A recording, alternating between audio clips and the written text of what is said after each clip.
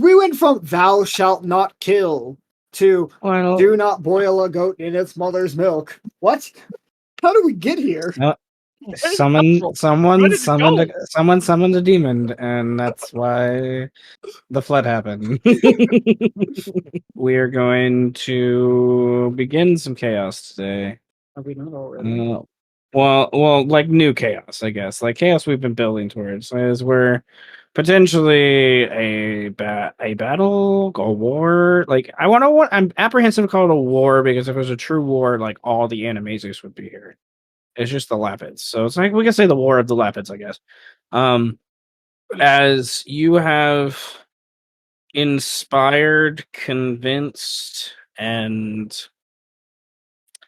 celebrated some of the pride of the Lapid people to like stop the dwarves from continuing what they're doing, which they're making that march towards the city of Salt. They're trying to claim the largest, edifice of Animaesus culture, which it's kind of it's not really true Animaesus culture. It's like an amalgamation of a lot of things, as you guys well know. But the dwarves understand it's a precious thing. But a lot of the outside world, as you guys have learned of late, especially with Lapids, the City of Salt is something they have a bittersweet relationship with. Like, there's a lot of trade that can be done, and there's access to things that they didn't have before, which are beautiful and wonderful. Magic items, guns, armor, things like that. New architecture and things like that. Like, all sorts of things. Change their entire culture, but it is destroying the land. It is, slowly messing up the balance that these animal creatures have had for millennia. So there is some tenuous relationships where you guys have dealt with the walkers. One of them is in the city named Nanui, who is a Testadine Trello has interacted with 2 times in the past. He is still here, and there is a loose connection to the walkers were part of the escort, part of the means to slow down the dwarves, mayhaps, on their way here. You guys haven't scouted very much until this last session, so we will get some of that information about, I think.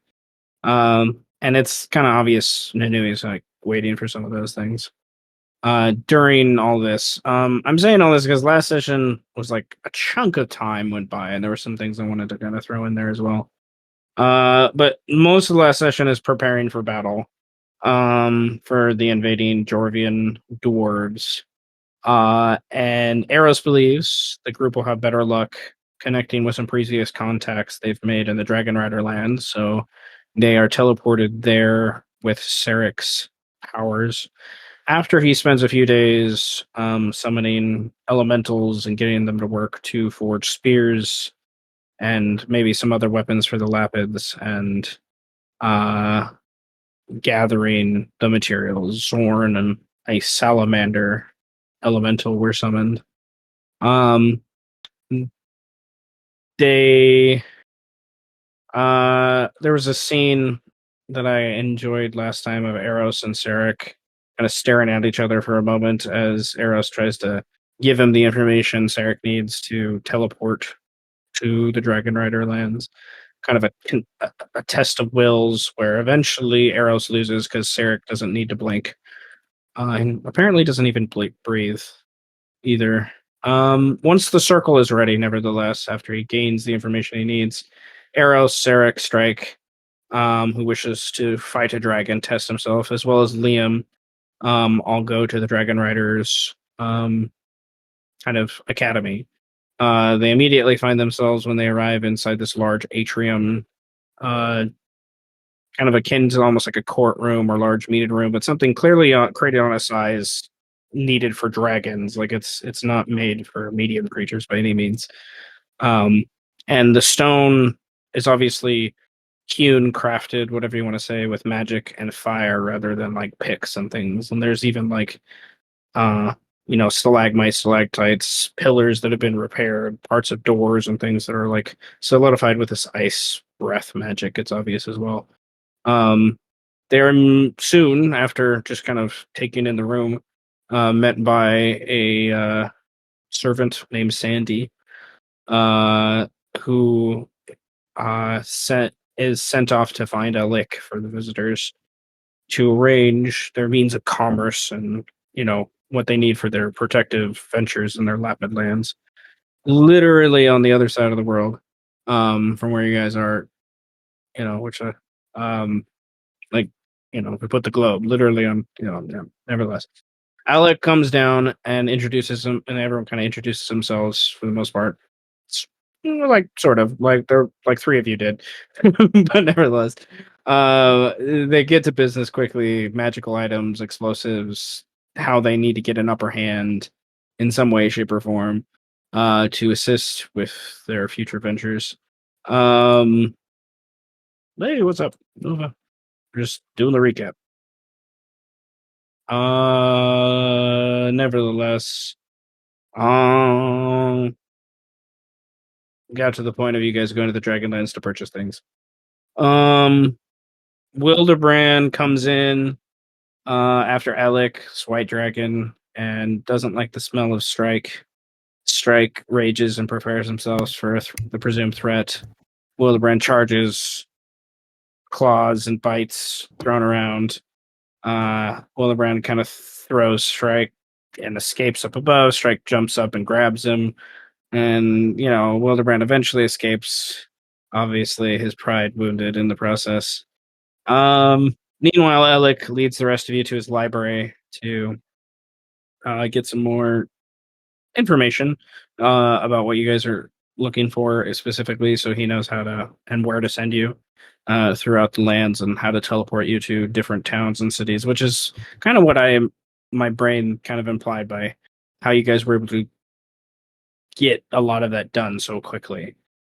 Is this place just because of what Alec has been able to establish over the last 11 years? Like I think it was a discussion he and I had many times about like teleportation circles, like are everywhere, and he's kind of set up, which most places don't have that kind of quote unquote luxury.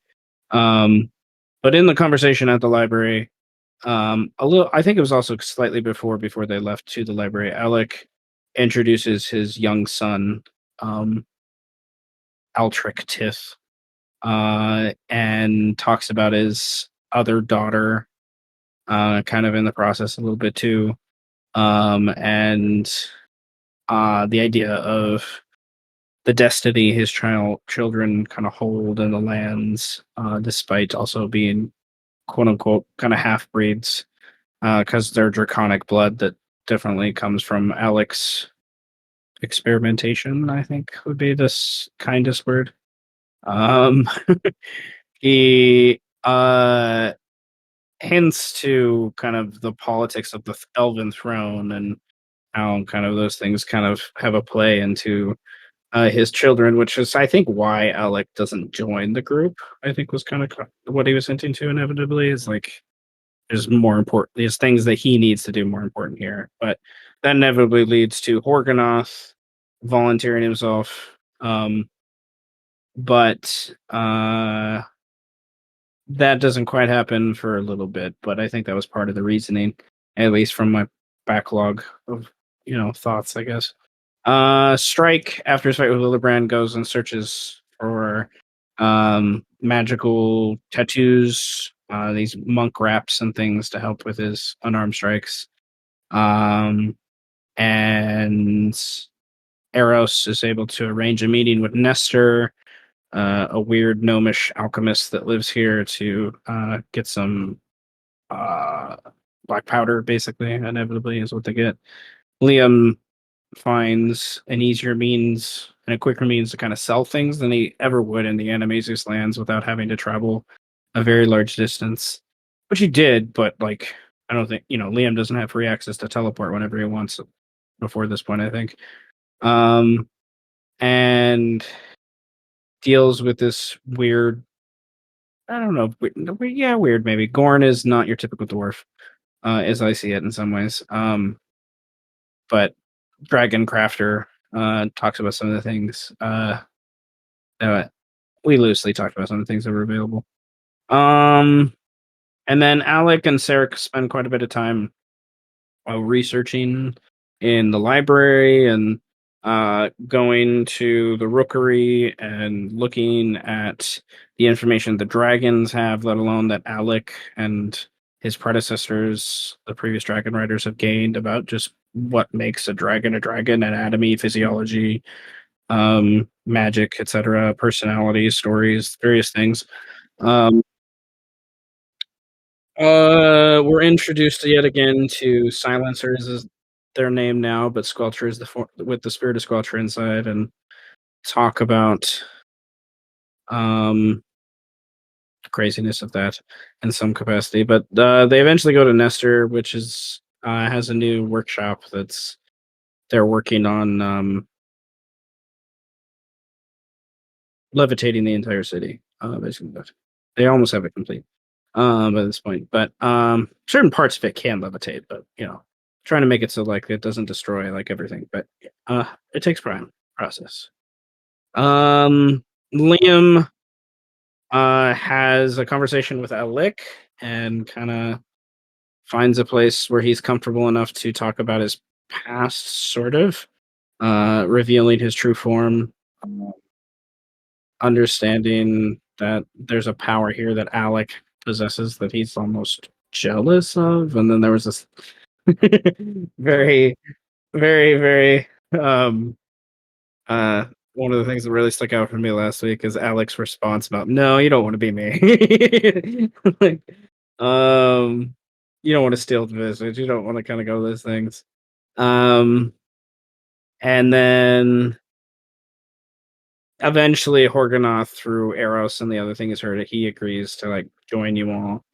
And then in the back there were two other associates of the Dragon Riders that were able to join. It's kind of like quote unquote mercenaries, I guess, is the easiest way to put it. Kind of assist that you guys have dealt with. They Those of you in the Dragon Rider campaign would know of Lazarus's character and how he was a head of a what's the word? Mercenary guild. Bounty hunters guild, basically. That the Dragon Riders often use to assist them with um finding people. And he basically trains and hires mercenaries, and two of those have come along. Um, we'll talk about them more when that makes sense, but nevertheless, once you've returned to the Lapid Lands, you guys had 3 days there. You kind of worked on plans, set things in motion, pits and tunnels, catapults, other defenses. Trying to figure out how a few hundred face a few thousand. Um, and Horgonoth and Strike spend that time doing some scouting to the west, trying to figure out uh, how much time, what's kind of coming up for those things. So um, the scouters, as part of this next chunk of downtime, I would like a wisdom based check. Perception makes the most sense, but you could honestly roll survival if you have a better bonus with that. Would make a lot of sense too with this check. But and so Strike and Horgonoth, and then uh player knowledge, you guys have a few more days of downtime to kind of do things. So if there's you guys can kind of narrate, have some scenes with based upon the flow of stuff. How well they roll will let me tell you a more specific number, like character wise, like that your characters would at least learn for their scouting checks. And holy shit, there we go. Strike and Organoth would learn in the first 24 hours with those two checks that you have about 5 days. Yes, about 5 days before the Jourvians will be within range of the city. like where they're honestly going to attack or whatever they're going to do. Kind of depends on what they perceive in some ways. You guys can see. Based upon those two checks, they learn a few things. There's about 2,000, give or take, dwarves that are coming in for this attack. They are splitting into two groups, and there's like a forward group that is going to be obviously the one that comes to the city. They're not. Some of them are. They're not going to bring everything up at the front. It seems. Is what you loosely see. So you guys feel a little better about the fight, but eventually you'll have to deal with more depending on how things go. Is kind of what you see in the first couple days. You have 5 days before then. They are well armored. They are well equipped. Like compared to your little lapid friends who have spears and clubs and pitchforks and some padded armor and some wood shields and things. Oh Like, lord, it's gonna be a slaughter. like you I guys only are got like one salamander, man. you got a salamander, you got some Zorn, and that's not all of them. Like there are some decent fighters in the Lapids, but they are like 1 in 50. You'll find that because like, oh my god, okay, he knows how to use a sword. Wow, he has armor. Holy shit! Oh my god, thank God he has his own armor. Like, they are not, and most of them are people the queen knows or like work for the queen. So she's divvying out a lot of that. They are organized. There are different banners, different flags, and things that they're using to kind of keep this large group organized. With the 20 pluses, you can see that they have brought with them the Jourvians, of course. And there are two that seem to be joining the forward group that's like breaking away and heading more towards where the Lapid capital is. The larger group that's staying behind is kind of within a day or so, like taking up camp, basically. And the larger group has an additional 4 Jourvians with them. And with your Nat 20, Ragnar, they look imposing even to, strike, I will say. Holy, that Like is they are not a good something like, you wonder, cash is a strong fucking thing, and these things like look more imposing than cash. Like there is a sense that you pick up on these, especially the 4 that stay behind. The 2 that kind of come forward, they're still imposing, but like the 4 that stay behind, like you're like fuck. Which of Like these the appear to be lighter something that strike things he might be able to make a dent? Strike, I'm gonna say with the time he's spent with Cash as one of the longest characters with Cash, and then seeing Kelrear, every Jorvian's gonna have a damage thing. A damage threshold that you gotta beat. Yeah, it's like that so many players. So looking at that, you'll have to get closer to verify in particular, to like really get a sense of it. But you just looking at what I've already said before, that the 2 that kind of join the forward group, one being it's like you guys see in the hours or so you watch the things go by as you're in the hills, bushes, mountaintops far away doing your thing, right? Like there is there's 2, but one of them you hardly ever see. Like it has an invisibility technique that is insane. Like it is disappeared more often than not. And it's there. You see prints and stuff here and there. You see broken trees, stones, things like that, that a hint to there being 2 large structures. The other one you only know it lands periodically when the pilot needs to take a rest, and it's the eagle that has been mentioned before has joined that other group. Judging based upon how the eagle, it's an eagle versus how the four you see in the back are kind of quadrupedal beasts of some sort, and then one's like a fucking giant like anaconda snake thing. Like you're judging the eagle would, eagles are a little more fragile than you would say like the sloth you're seeing there. Like I literally think we one's a might be fucked. giant sloth. Without the level 20s for the Dragon Lands, we would absolutely be fucked. I don't know. We'll see how things are gonna play. We'll see what you guys do.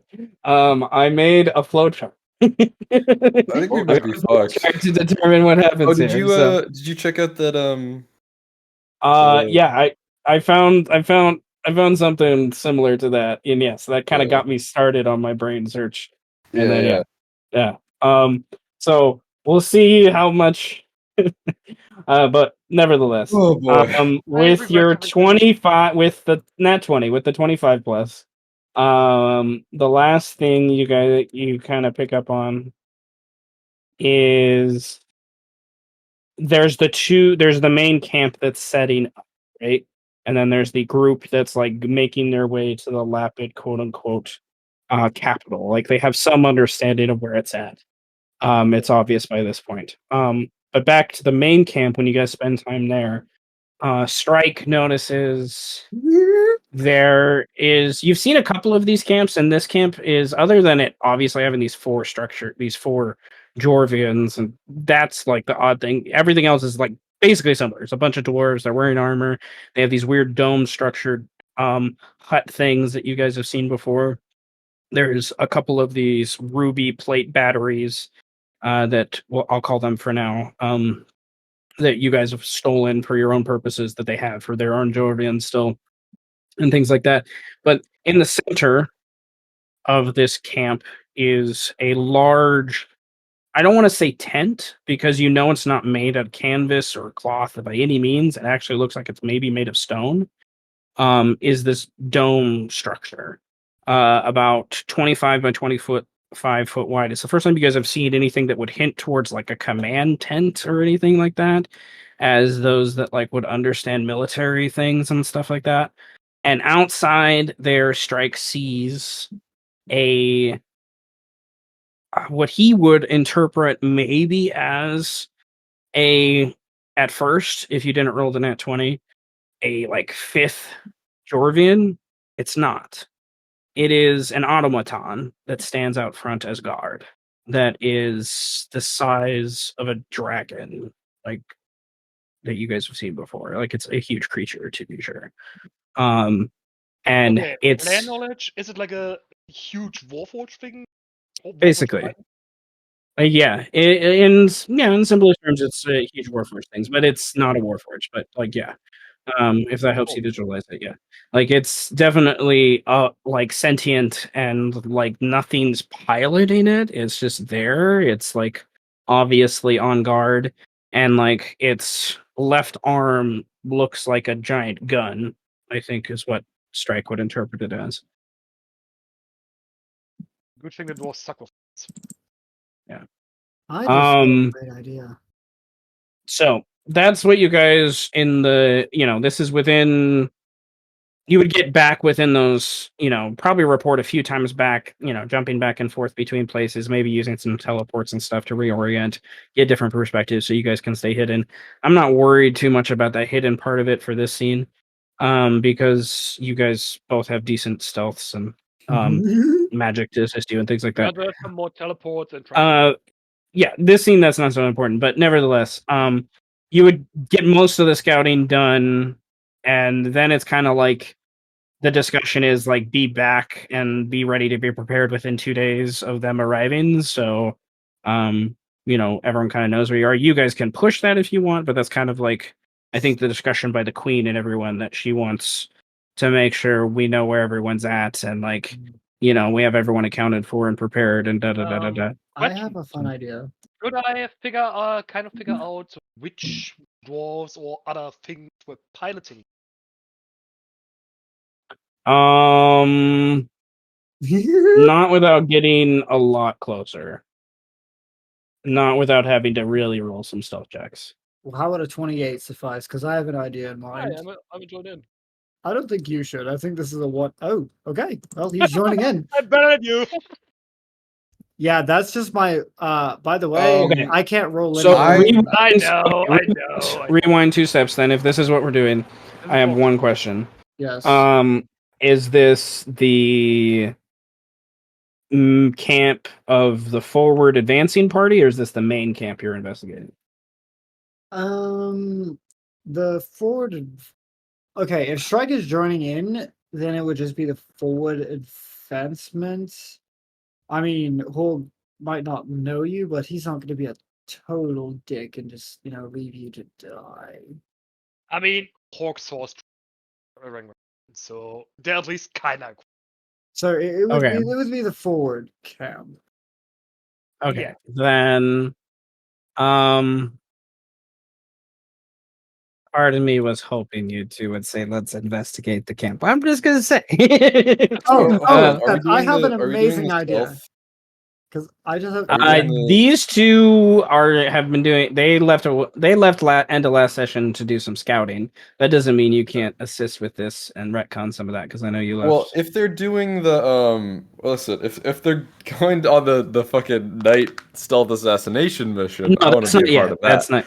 Okay, Man, I'm not doing their yet. scouting with them. No. I'm busy right now. I'm doing prep. Yes. Okay. So this works. I think this scene works the best on a new map. So you guys can see. I'll bring you over and let me double check and make sure. Yeah, lights off. I don't need the lights on. So you guys shouldn't have to drop tokens because I left the lights. There's no dynamic lighting on. The lights are on. For this Nobody's scene. home. But the camp, as you can see, is a large camp of many dwarfs that are, we'll say this is the third evening before you're like set to be due back, where you guys push in a little farther than you should have and come closer and to try to get a better view. And you can see groups of squads. Each one of these large tokens represents about 16 dwarves that are part of a squad grouped together. You have rifleers and you have just like infantry, more or less. The rifleers are in light armor, mostly leathers, some chain here and there, and there's 16 rifles there. That's a lot. Nevertheless, the dwarven squads are in plate armor with shields, axes sharpened and keen, ready to do their duty, to be sure. Beyond, more in the central part of the camp, you see them setting up the ruby structures for the charging, so to speak, of their Jourvians. And you see the two Jourvians kind of settling at this point. And they are getting ready to be like connected, so to speak. In the same process, you see a group of like worker dwarves dragging out pieces of dragon bodies to set on the ruby structures so that the Jourvians can continue or begin. It's not quite clear. To absorb the energy of the dragons. And beyond, you see a grouping of dwarves. The way they're grouped together, they must be a group of leaders that are kind of coming together to convene as the setup camp. And then over here, there is a lot of noise coming from over here. Guns going off, being tested, deconstructed, armor being checked. In the simplest terms, if you've ever seen like a group of Marines getting ready, that's what you see over there. There's like 20 like elite soldiers that are like preparing for what comes, kind of thing. That's are you as tempted to rush in as I am? So I would need another perception check now that you're closer to pinpoint anything else, and I'm going to say this is depending on what you're pinpointing, it determines the DC. Like this is not. There's a lot going on here in this camp. Pilots, please. Assumptions can be made. But the Jourvians are still moving, so the assumption can be made they are still within the Jourvian. And they have not come out yet.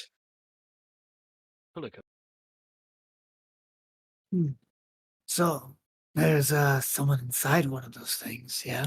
Like that Arrows girl? Exactly. Pretty much, yeah. You know, I just had this thought. If we kill one of them, you think the others will come? Because I think I have a backup plan.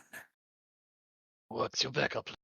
Well, one, there's no way even I could take on all these guys at once. But I can... Well, just pain me to admit, same. I can get us out. If shit hits the fan, which it probably will. But, I hope it does. Mr. Not a gerbil. I don't really... I said you're not a gerbil. Okay. Just call me Strike. Less skin inspiration. Okay, Strike. Look, I could probably get in, put a bullet in someone's head, and get right back out. But I've been around Alec enough. He talks his fucking head off about fucking, don't do this to the elves, don't do that to the elves. No, don't tie their legs to a goddamn bull and slap it on the ass and watch it run off into the sunset. Blah, blah, That blah. sounds pretty funny. It would be, right? So, anyway, I'm thinking these guys might get pissed off. And they might, if one of them were to die. So, what if I use my unique looks and make it seem like the afterlife or the underworld or what the fuck ever might be playing games with them? I love that. So, you're basically saying you're going to go in on your own, kill them off, and then go right back out. Yeah, well, I'll only sacrifice one bullet for them. I'm not gonna give them the chance to do any more than that. I like the cut of your jib. And by the way, if you have the opportunity, try some roasted dwarf. It's pretty delicious. Yeah, duh, I know. Have you ever had roasted elf? No, but now I'm tempted. God. Kindred Like, spirits in me. I didn't even know it. You should try it sometime. It's not as thick as dwarf, but it's tender. A nice light snack, if you would. Well, it's pretty tough. I was thinking of marinating it first to make it more tender. Would it be necessary with elven? No. You don't even need to like tenderize the meat beforehand. Just slap that bitch in a goddamn pot and it'll boil to perfection. All right, how long are you guys waiting for? What are you guys waiting for? What are you looking for? One of these mofos either has to pop out at some point, and if it's getting a little bit too ons, capping putting a bullet in the head of one of the leaders. Although they probably all look very stocky, so I'm fast as fuck, so it can probably cause a distraction. You are correct in assuming the blue and orange sort of represent leaders for now. And you're understanding they also represent other things, but that's okay. Okay. What's your like maximum time you'll wait? Just so like I can gauge. Well, Horg is an elf, so he doesn't need a lot of time to rest, but Strike Right, good. Well, essentially, until either Strike is like teetering on exhaustion for trying to if he like tries to exert himself Okay. staying up, essentially. Okay. Third day. We'll say it's. We'll say you guys come upon the camp early morning. Like 3 a.m. early. Like this is like before the sun's up. And they have just arrived here and are setting up camp. Kind of thing. And they are sparse torches here and there. They're not many. They don't really need them for the most part. It's obvious. And the okay. It takes them a couple hours. We'll say, we'll say 2 hours to finish camp, like set up things and get the finish laying all the tile work, basically that represent these ruby tablets that the Jourvians connect to. And during that time, the Jourvians stay there for the first hour or so, and then they, as they finish setting up things, they both kind of break away from camp to obviously do a patrol to begin kind of those things. And I would like a stealth checks, please. Well, if you well, Well, doing pretty well today. I mean, I always do well, but well, you're doing very well. You're rogue. It's more impressive than I'm. I mean, I'm also rogue, but yeah, not the time. Okay. I'm gonna mostly an argument of suspense. I'm gonna whisper these two perception rolls. Oh, it's also wait, the sun's not up, right? Not yet. No. Okay, then I have where is it? Where is it? A plus to my stealth because it's dim light then. I'm supposed to be rolling advantage on my stealth checks. I don't know why I'm not. Because I'm an idiot. Okay, 19, fine, whatever. One slightly higher. Where is it? All right, let me. Oh yeah, I have +5 to stealth when I'm standing still. Okay. The first few minutes when they're just about in camp and there's some interaction that these two have with the dwarves, they like I don't know, it's like giants speaking to the little people in some ways. But there's a thing you guys notice with those previous perception checks about the two interactions, I guess, the way the words are being used and stuff like that, the way the body language appears, that 90% of the dwarves here obviously outrank these pilots in like how they're being treated as they kind of interact in kind of patrolling around the camp trying to say, there's words that are spoken from like as Eros does from outside of Cache here and there. And then once they go on patrol, the panther, I guess, looking one, jaguar looking one was kind of the inspiration I had for this one. Manticore. It goes west when it begins its patrol, and as soon as it's like on the outskirts of camp, it disappears. And the eagle actually more like a hawk was my initial interpretation, but eagle was said by one of the NPCs when I was narrating, so it's kind of stuck that way. But nevertheless, it pretty much flies like straight up, like 100 feet, spreads its wings really wide, and once it's about 100 feet in the air, it as well just disappears. It's a clear sky. There's no clouds, no nothing like. So it just goes away, and periodically you can like hear something by the reaction of one of the local wildlife or the way the wind pivots on something that makes you question what's around you and where these things are at.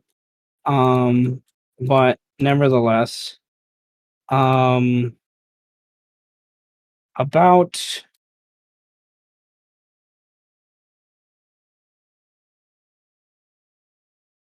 about yeah, about 15-20 minutes into the last hour, you can see them pretty much done with most things, and people are starting to cook food and whatnot like that. You guys are your perceptions let you know, your passive perceptions let you know that something behind you in the top right corner of the map, like the breeze pivots in such a way that it makes you both turn around and like look behind in that way. And you don't see anything, but like this kind of faint like glimmer of something for a moment that, you know, reminds you maybe, like is the sun playing on the horizon, so to speak. And I need to roll check. And I would like you both to, because you both have a possibility to hit this check. I would like you both to roll another perception check based upon sight. As there's something about this glimmer that joys your brain.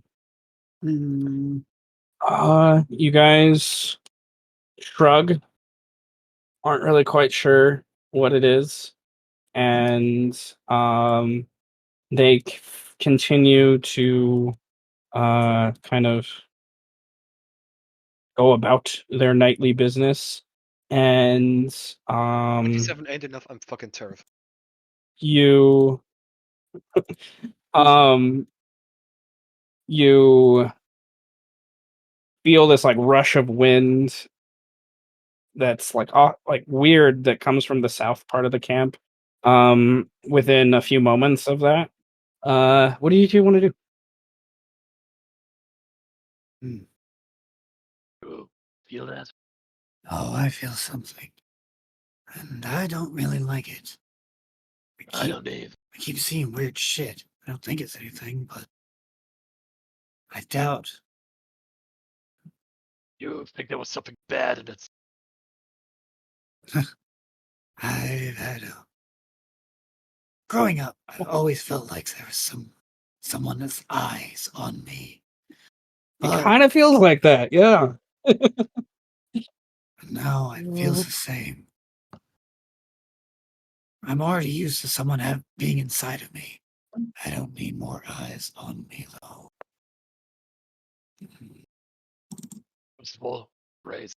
Second of all, for the same.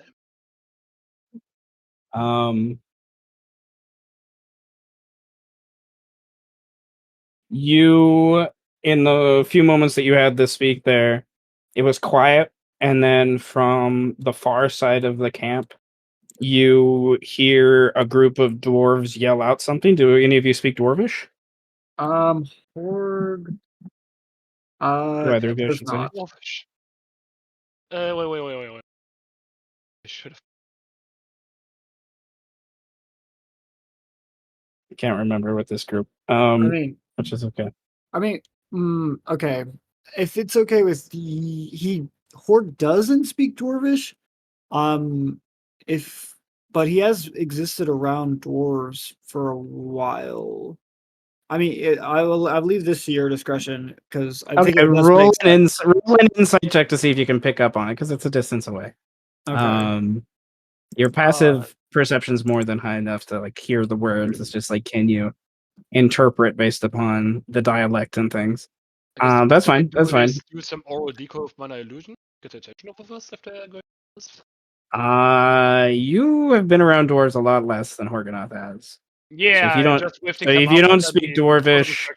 you can roll an insight check to see if you pick up on the tone, to see if you pick up on like That works. maybe an understanding of what's Jesus going on. fucks.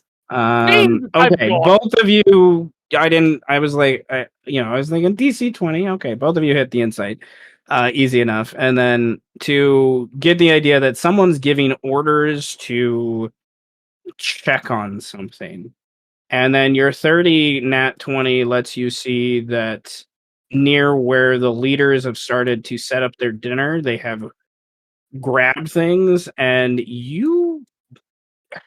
they're moving towards you. How they're aware of you, you don't know. They don't see you two, but they're moving in your direction, like a group of these like guys. Like, and they're big, bulky dwarves, lots of armor. They're like, and dwarves are following them as they kind of come towards you all and kind of parting the way and moving in that general direction. You generally get the impression you either need to move, turn invisible, or run away, or jump out. Like you have like those choices before they like come and obviously see you. Like eventually line of sight will just catch you. You guys, unless you have the ability to turn invisible. Well, I can again cause a distraction, like just make a sound over here or something. Okay. That's the best I can offer. What's the distraction? What noise are you making? A mock and laughter.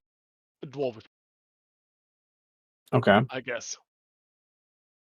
Okay. Right over here, those fuckers. The couple doors over here, like they kind of get distracted, but the initial group of people that I grabbed, they continue to move and look over there and make comments and like, what are you guys doing? But don't change their directionality away from going over there. They obviously do not see you yet. Your stealths are ridiculous by this point, but I will give you one more opportunity to do okay, something before so they will get over there. We can just communicate silently like this, right? Porg is we can. Porg is going to using his insane speed is going to dart like basically off in this direction and then dart right back and is trying like kind of in the area where he thought he was seeing things and see if his blind sense can pick up on anything in those Okay. moments. I would like another perception check then to represent you trying to search I'm gonna dig for underground. that. You're gonna dig a hole. I'm going to use my stroke of luck to just give myself a nat 20. So I have it. So it's a I'm 29. gonna use cunning action to get 40 feet with burrowing speed.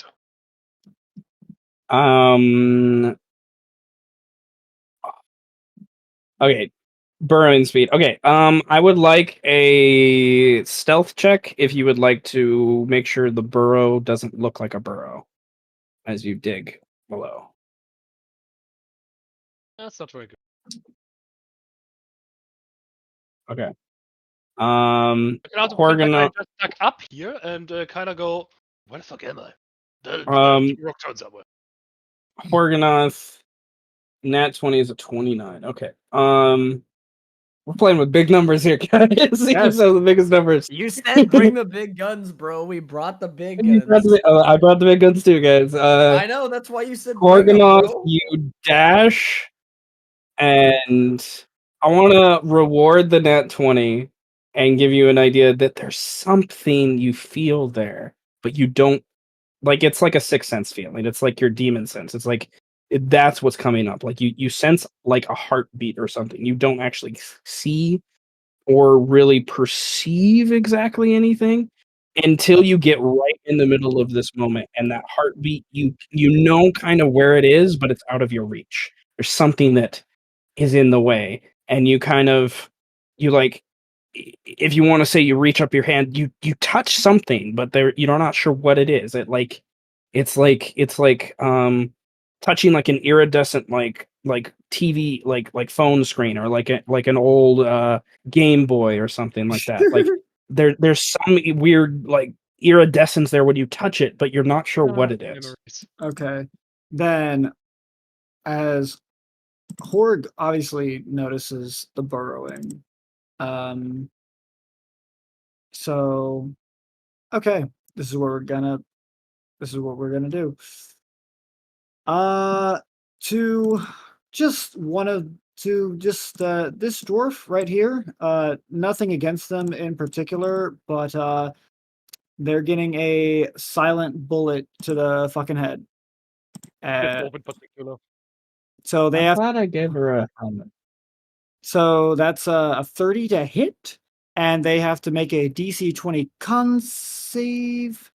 Okay, so you dash back and forth, and then you shoot Yeah. as they walk up. Okay. All right. They just making sure she doesn't have a reaction. She does not. I forgot Hawk gets max sneak attack. Yeah. It's an auto crit if they're surprised. So Assassin, yeah.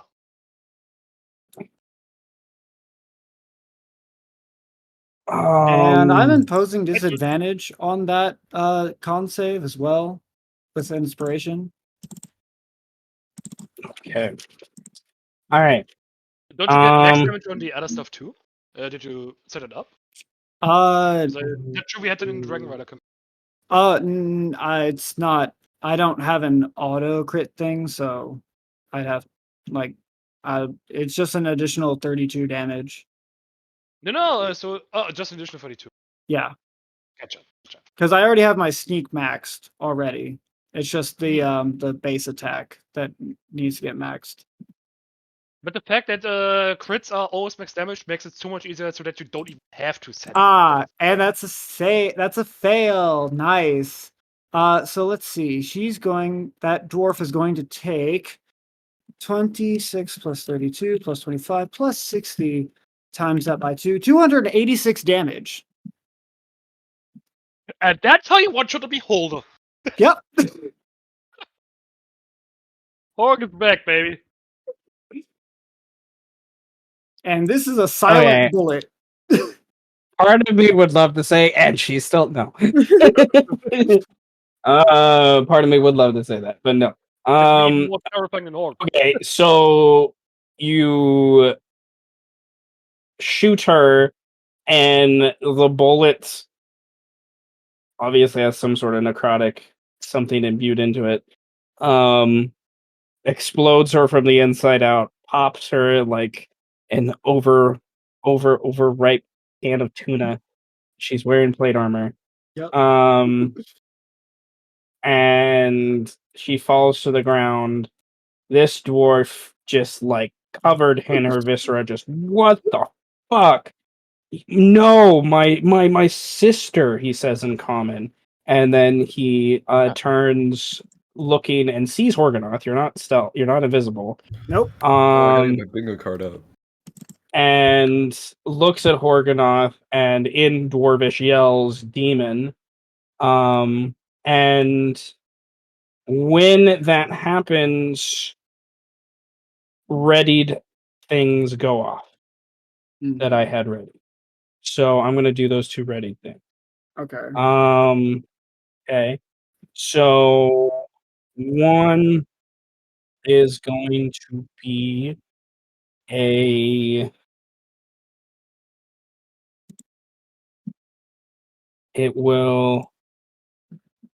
I'll bring it up. It will reveal. Check your bingo cards. But he will shoot. Basically, the panther appears as its jaws appear first, and they light up almost like Godzilla, and then the jaws detach and shoot towards Master. He has advantage because of his stealth thing. Shoots. No, sorry, never mind. Oh, you can. Yeah, your elusive thing. Okay. No. Yeah, no attack has advantage while not incapacitated. Yep, can't have advantage against Okay. me. So no advantage. So regular shot. And I'm And on the shoots towards, like, the jaws shoot towards you, and like the thing like appears next to you as the jaws clamp down and bites you, and then it teleports and reappears back where it was. And 22. That hits. All right. One thing Horde does know. Um. It barely let hits, me- actually. Holy shit. Okay. So that's an additional 12. Yeah. So that much damage. I will use my uncanny dodge to half that damage. And then at the Who pays for same +2? what? people. At the same time as that goes off, in the sky a shadow appears and a shot, like an energy projectile, and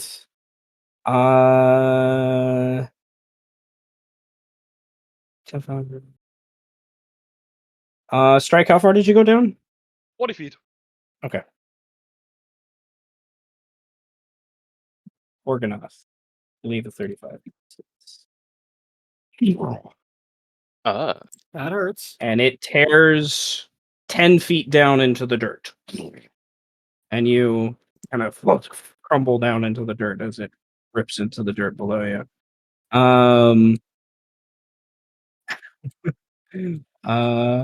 Okay. Can. All right. Yeah, And then I'll cover now it. brings up the initiative. So would Does this. that And we'll imply roll this will- initiative, and then we're going to jump to the other group, I guess, and So see what they're up to. this would technically be a surprise round for all the other dwarves, save the Jourvians. Yes. Okay. Yes. That's extremely important. 25. And if the Jourvians roll lower than me, we can just keep going because I already know what I'm going to do. Anyway. Like this will be over immediately if the Jourvians roll lower.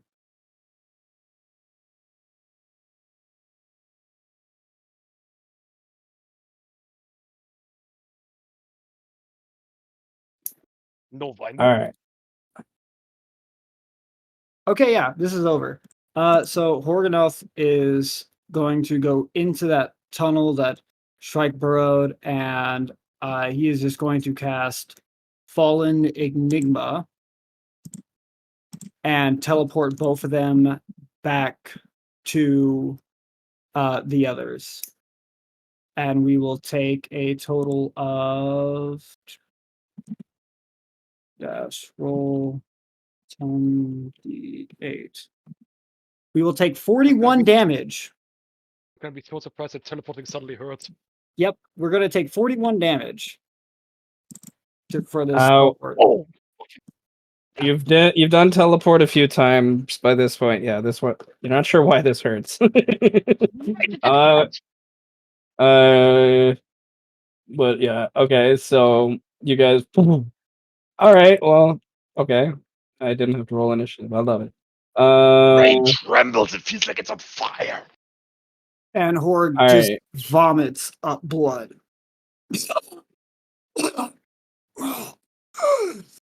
I'm gonna. Mighty, I okay, demon. I merely. I need a nap or some elf meat, or dwarf meat, something. I'm just gonna. I'm gonna Have some water. Cool. I'm gonna lay down here and Go see the turtle. Your ceiling hurts. Oh shit. Turtle, man, Do you have arts of healing? Are you Turtle guys man. here now? Yes, we're You guys here just now. Teleport? Yes. We were all assembled here. Ah! I'm gonna You're say have to yes, speak. and You're gonna like have to speak up a little bit. I Argonath can't hear you. appears as you guys are dealing with your own awe moments, and like he's puking up blood and Yeah, like, moments. and then like everything, and like you guys soon realize that everyone's kind of surrounded by this pool. It's just a good place that most people remember for down here to teleport to most of the time, I would say, and like I like kind of uh like like a swinging almost like there's pieces of something like tentacles or you're not exactly sure. There's this creature like swinging back and forth above the water. um for Sarek, Trillo, Liam, who've been here for these moments, you've gathered here over the last like 30 minutes after the commoners witnessed, when they were gathering water here, this creature like flash and just appear. And in common, asked to see the champions of this battle and says that it will swing until everyone is gathered. And they've been gathering people and people have tried to talk to it and it just kind of says hi, bye as it swings back and forth and then like goes about its business just swinging, and doesn't seem to respond. And that's been going on for like, a little bit here, like 20-30 minutes as people have been gathering and just like, what is this odd spectacle that's kind of going with? And once everyone's gathered here, you guys see as this thing swings back and forth, this creature, This who has motherfucker. Why a did dozen or so tentacles. He has eyes on the far side, closest to the tentacles. There's a mouth of some sort in the middle bar part, and he seems to have handles near his mouth. Like literally, there's like finger holds. it looks like two things kissing? Sort of, yeah. And then like underneath where its eyes are, its shoulders, I like to call it. There's like, think of like tank treads. And swinging back and forth. I'm freaking out. I have no idea what this thing is. Neither do It's I. kind What of a the freak of fuck is nature. happening? Do I know what the fuck this thing is at all? You can roll a Arcana or religion check. Reminds me of some Yeah. training I did back in some gnome town. I'm going to spend an inspo on that I'll religion use check. I'll use a fucking knowledge from past life. Can we all use a religion? Sweet. If you want to roll a religion or Arcana check, you That's can. No, Iris has no idea what the fuck this thing is. Okay. No clue. It's just like Your 22 Arcana lets you know that this is your initial gut reaction when you first came in the room was like, God, this is some sort of aberration. But the more you watch it and see it interact and see the energy or whatever that comes off it, you're not sure. You don't think it's an aberration at all. Do you actually think it's a celestial of some sort? You've heard of strange stories far to the east of celestials that have shown up in weird situations where there's a war or a non-summoning or something to the effect. You've heard of these things. They're called the Seven Stones of Bar, the Seven Stones of the World. You think this is one of them? Is what it is. You've never you've heard one showing up here before, like 150 years ago. Supposedly one showed up, but what was written in this as nothing. I imagine Alec and you would have talked loosely about one that Alec met, because I think Alec would just share the cool story. When Alec was dealing with the tree and the stones, there was one that was there with the cleric there at all times, during your campaign that you guys. He went with a Tom What's his name? Yeah, he went with a Tom on his pilgrimage. And he's this. His name was Tabby. Alec would say he's this weird green floating energy head that can't speak and like has really powerful magic and stuff, and was there to help kind of give them information and guide them along with their search and stuff like that. Um, the one that was here was reported to be like a shield. Like that's all the words. The only word that was used to describe it was the shield came and protected. Never heard of this one before. Don't know what this is. The religion check 27. Holy shit. It makes sense in some ways. This is Fraction. Liam knows. Fraction has only appeared on Bar 3 times in known history. And only ever when like shit was hitting the fan, like when something big was happening. He is known to be a warrior of the gods. Is his simplest term. He is an. There's very little known about him because he's appeared the least of the Seven Stones. You know many stories about the one that's been on this planet for hundreds of years, named Temper, that lives in a city far to the east named Grindstone Grain. That many of the stories, things you would know about the Seven Stones would come from things he's written, that Temper has written. And it Fraction.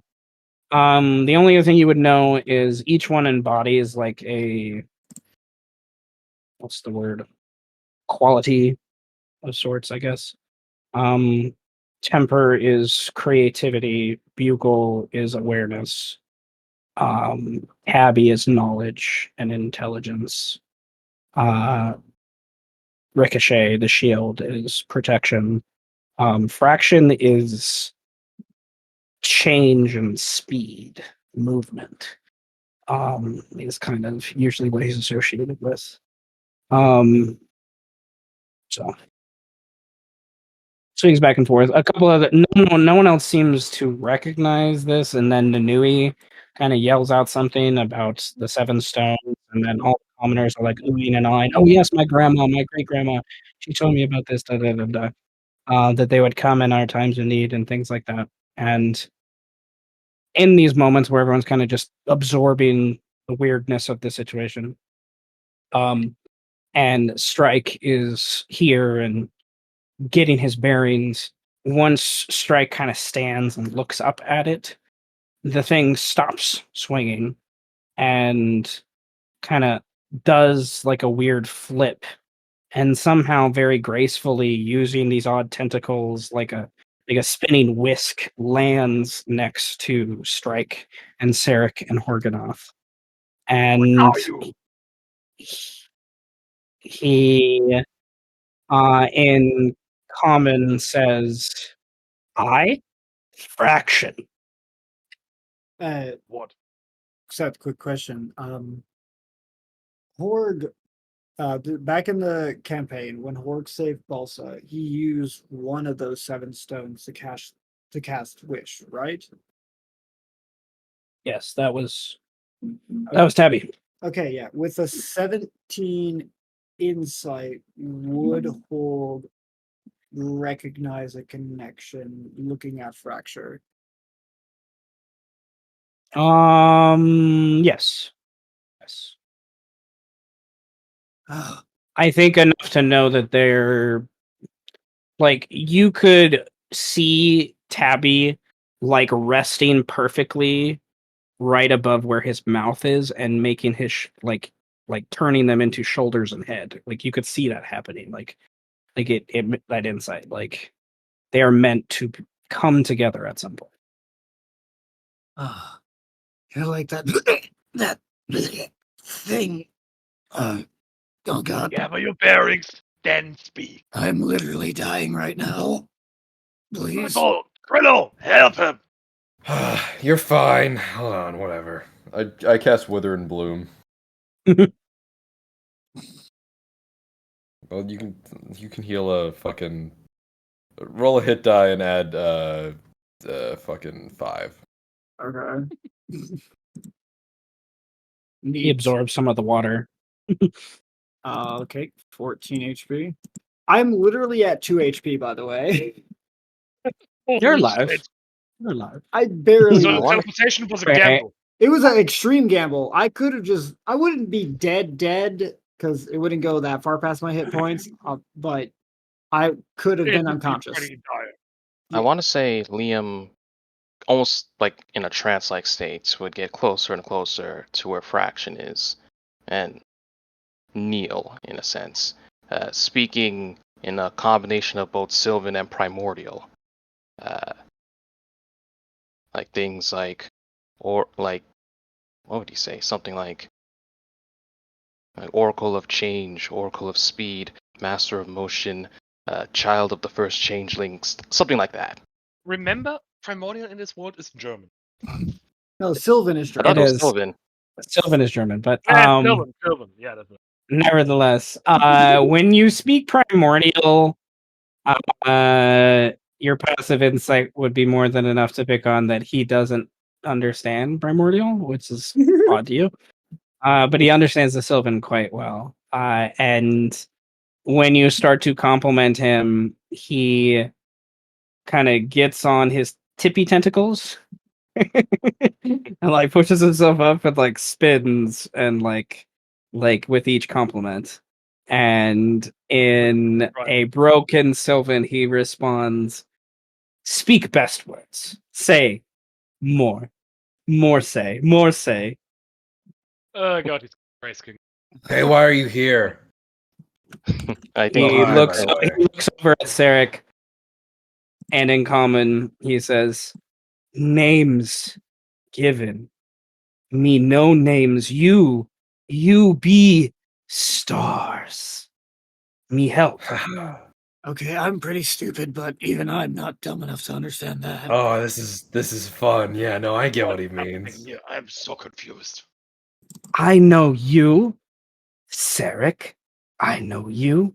Wait for you longest strike, and then What do you even mean? you Horgonoth should not be here, but you're here. And then he shrugs and walks past.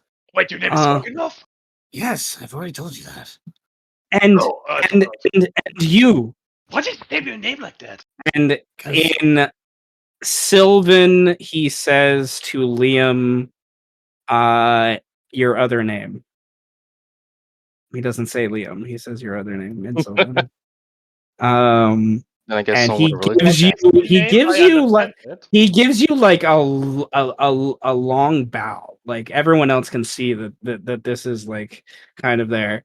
And then he looks at Nouvelle and says Nouvelle in Undercommon. He can speak Undercommon apparently. And then he's like, ooh, where are you? Where are you? And a tentacle stretches like 30 feet between Sarek past Rogar and like taps Trillo on the shoulder. There you are, Trillo. What the fuck? All here. And he like it sounds almost like snapping, like cracking his knuckles, but he like snaps all his tentacles together from right arm to left arm in such a way that like looks like he's clapping. But Why do I feel isn't left quite. out? Oh, that's Same. that's my fault because Horgonoth was Man. my teacher brain is like, I accounted for all students. But you know, and then he would go over to, yes, he would acknowledge Eros. And he then like each tentacle goes out and like taps, and he has like 6 to 12 tentacles because they like break apart and spread into smaller tentacles and stuff as he moves around the room. They like tap everyone on the shoulder, and like there's an acknowledgement that he knows all of their names too, and they like, and that there's a comfort there, even from Horgonoth. And Horgonoth, it reminds you of your mother. Like I'm gonna say straight up, Which like a mother? very rare feeling. Which mother? That's true. Yeah, that's true. That's true. Silver. It reminds me of Okay. Silver. Very much. That's where my brain was going. Wait, like multiple birth mothers, or what the fuck is going on? Multiple what? Multiple birth mothers, or what the fuck is going on? No. Okay. No. He had a dragon raise him, and then there were the other He complications. has a complicated childhood, okay? Complicated. I came I fully get that formed from a much, but swamp, in Sonic, man. I don't understand all the details. Fraction will say, come. I must verify and understand. Come. And Liam is he following wants to eagerly. bring you upstairs, obviously, to the Okay. grass areas. Okay, I like coming. Coming is fun. Fraction giggles like a little boy when you say that. Yeah, that's funny. Alright, So what did we miss? Still dying. before you walk away, you all would notice that Horgonoth is fucked up. Like, all of you would notice this. That, like, whether or not, like, and it's off-putting to the commoners. Nanui, if you weren't a demon, Nanui probably would heal you, but he kind of, like, doesn't because you're a demon. Ek, I offer Nui let the smoke. dwarf say he can get fucked. and I'm gonna say the three kids, like, are enthralled by this idea. Cerulean is like, what the fuck is going on? The queen comes in the room, and her guards wish to witness whatever this is as well. And they kind of follow suit. And is there anything else you would like to do in the pool before we go to the grass? Strike says to Althea, don't you lend this guy a helping hand. He kind of got us out of a deadly situation.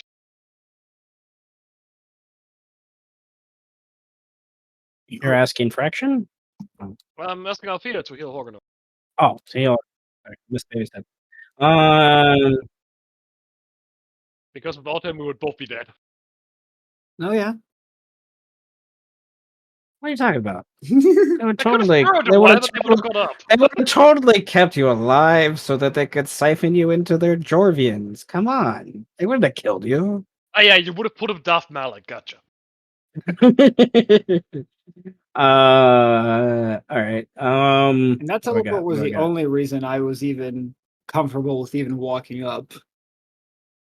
That's the only reason. No teleport? Nah, bro, we staying back. Ain't no getting close. I was just like, I'm glad you thought of that because my brain was like, "What are you doing?" Okay. there's like 200 of them down there, man. Honestly, my IRL barbarian brain was so tempted to just rush in. Okay. All right. She will. Realizing like the look in Strike's face about like, you know, how close you probably were to death. She's got a high insight. She'll spend both of her 4th level slots for today and heal Horgonoth for that. Yes, 49. So he, and, you know, is at least somewhat okay. And she's like, do I? Oh, I'm not gonna do anything else today. Why would she? Thank you. 3rd You level slots. It's like CPR, like chest compression, cure wounds, chest compression, cure wounds. It's like, cure wounds! Cure wounds! Or like an AED, clear, cure wounds. Plus another Yeah. 59. All right, as long as if you're above, once she sees that you're above half, she'll stop and like see that you're not bleeding anymore. She'll like, okay, what hit you? Did these wounds? What? I literally got attacked by both of their dwarvians. Fucking hurt. Thank you, small child. Much more terrifying. Okay. She looks very concerned. All right. So, I don't know. I need a copy. Nanui would come. I need a copy. Oh, and Sark hands Alright. Horgonoth a joint.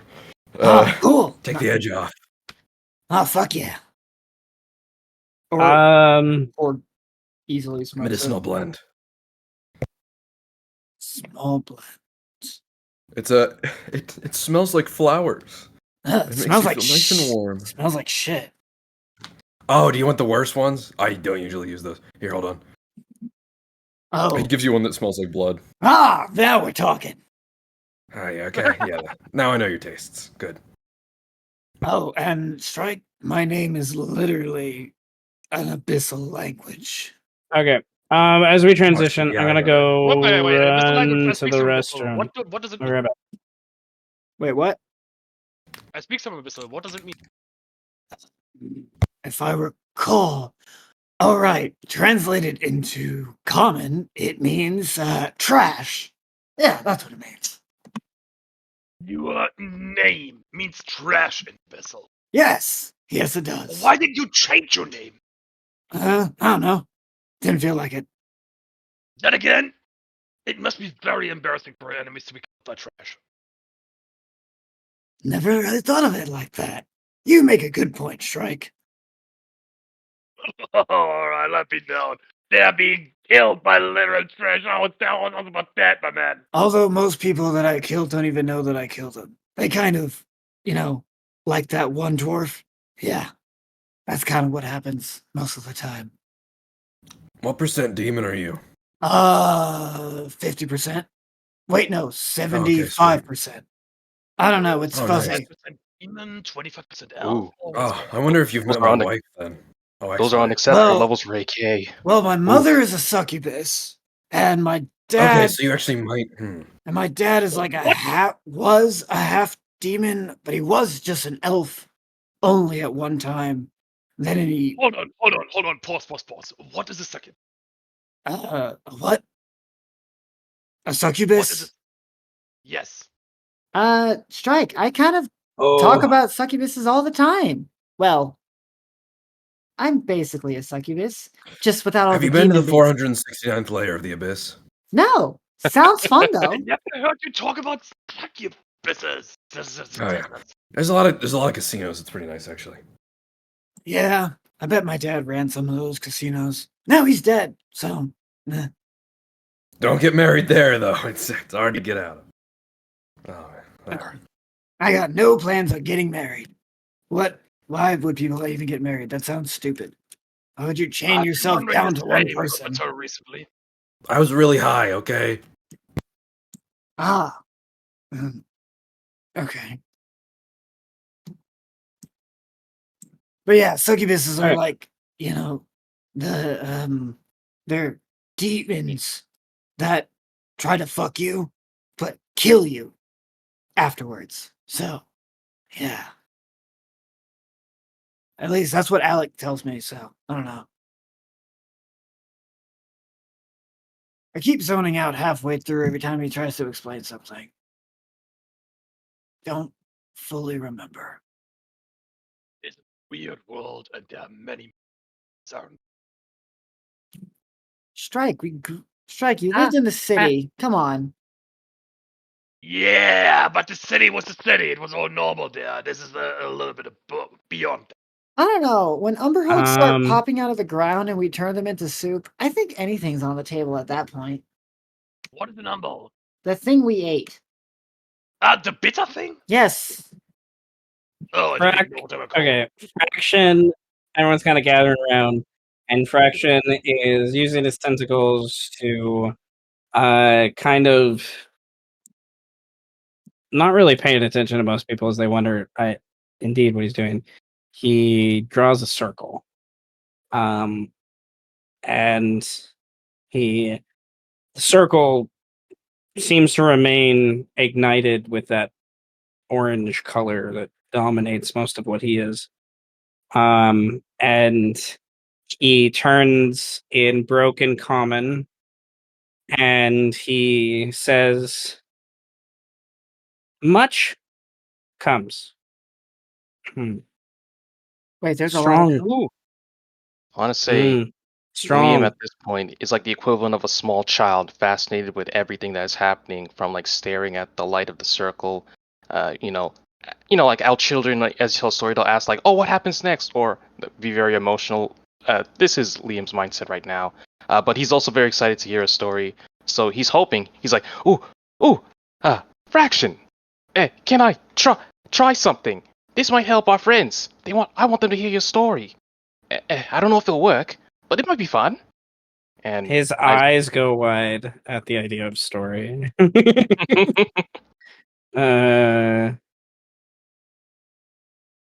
I cast tongues on myself as well. But I'm putting that on Fraction. On Fraction? Yeah. Okay, so will that get rid of his broken speech? No, it's just Well, about that's a question. understanding. It's just about understanding languages, not how to talk. Okay. Well, if he talks, we also probably could help understand it, but mostly this is for him to understand us if we have questions. Yes. Okay. Strong. Strong. And he points at each of you when he says strong the second and third time. Even a tentacle reaching across the way outside the circle towards Sarek. Some tentacles pointing towards the children to Nouvelle. What exactly does the circle look like? Because Sarek is not super fond of a holy circle. Considering Horde is inside the circle. Okay, it's not a hollow spell. I stick my middle finger in to just test it. When you stick your middle finger in to test it, you hear Srenz and Nouvelle behind you react, and you turn around to how Kelrear's eyes light up when you touch it. Eros, you notice by that point that like Cash is like anywhere that he could shed light from, he's like shedding an orange light from now that you're standing in it. So he has a giant I look spotlight in his belly. I look at Kelrear and I do a thumbs up or thumbs down motion. I'm just like sort of vibe checking with him. His arm doesn't move by any means, but there is like you get an understanding like he's cool, like he thinks this is fine, like this is a good thing. I know, I'm trusting my boy. I walk in. And when you do, Kelrear like lights up his eyes, his mouth, like with his orange light.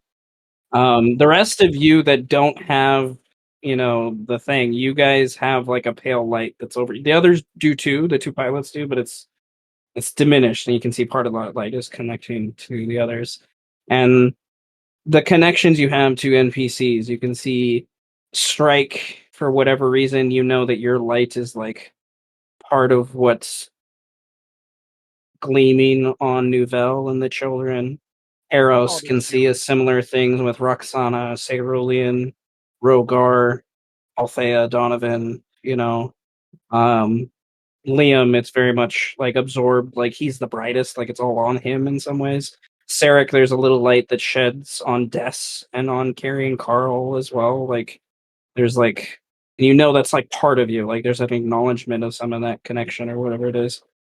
And Fraction giggles once you all have entered the circle, and then he looks at Horganoth and he yet again says, Horganoth, you should not be here. But you're here, he shrugs. Yeah, I know, but I wanted to kill some dwarves. Sounded fun. And I did kill one. It was fun. Not the part that came after it though.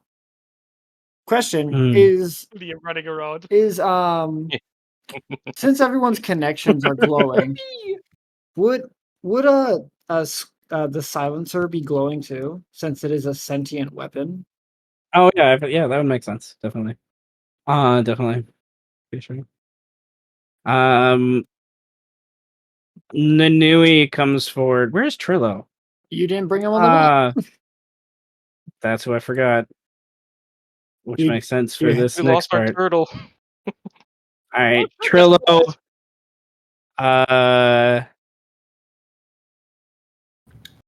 There's Yippee. When Nanui sees you in the center, there's Intestidine, he says, and have the gods forsaken the walkers? It's a statement, not a question. Like, kind of thing, as he sees this happening. And Let's cut this asshole up! he speaks Testodon. You don't speak Testodon, you know what he says. Yeah, but Greg is very annoyed with him because he let the dwarves here. Oh, that's right. Sort of. I think Brent is still BRB. Fuck. Oh dang. Yeah, he hasn't backed yet. He has not. Okay, that was a little bit ago. All right, nevertheless. Fraction. There's a giggle and a smile as you're all kind of here, and he says,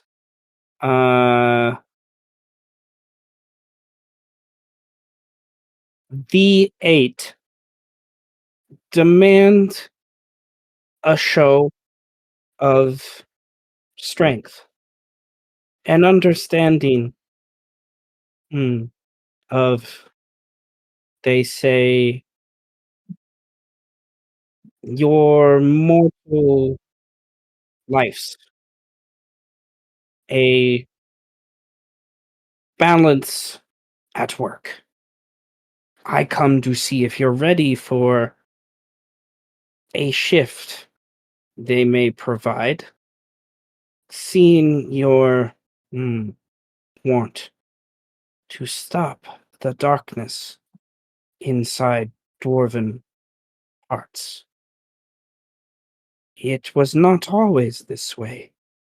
My father made dwarves. It is sad to see the darkness come.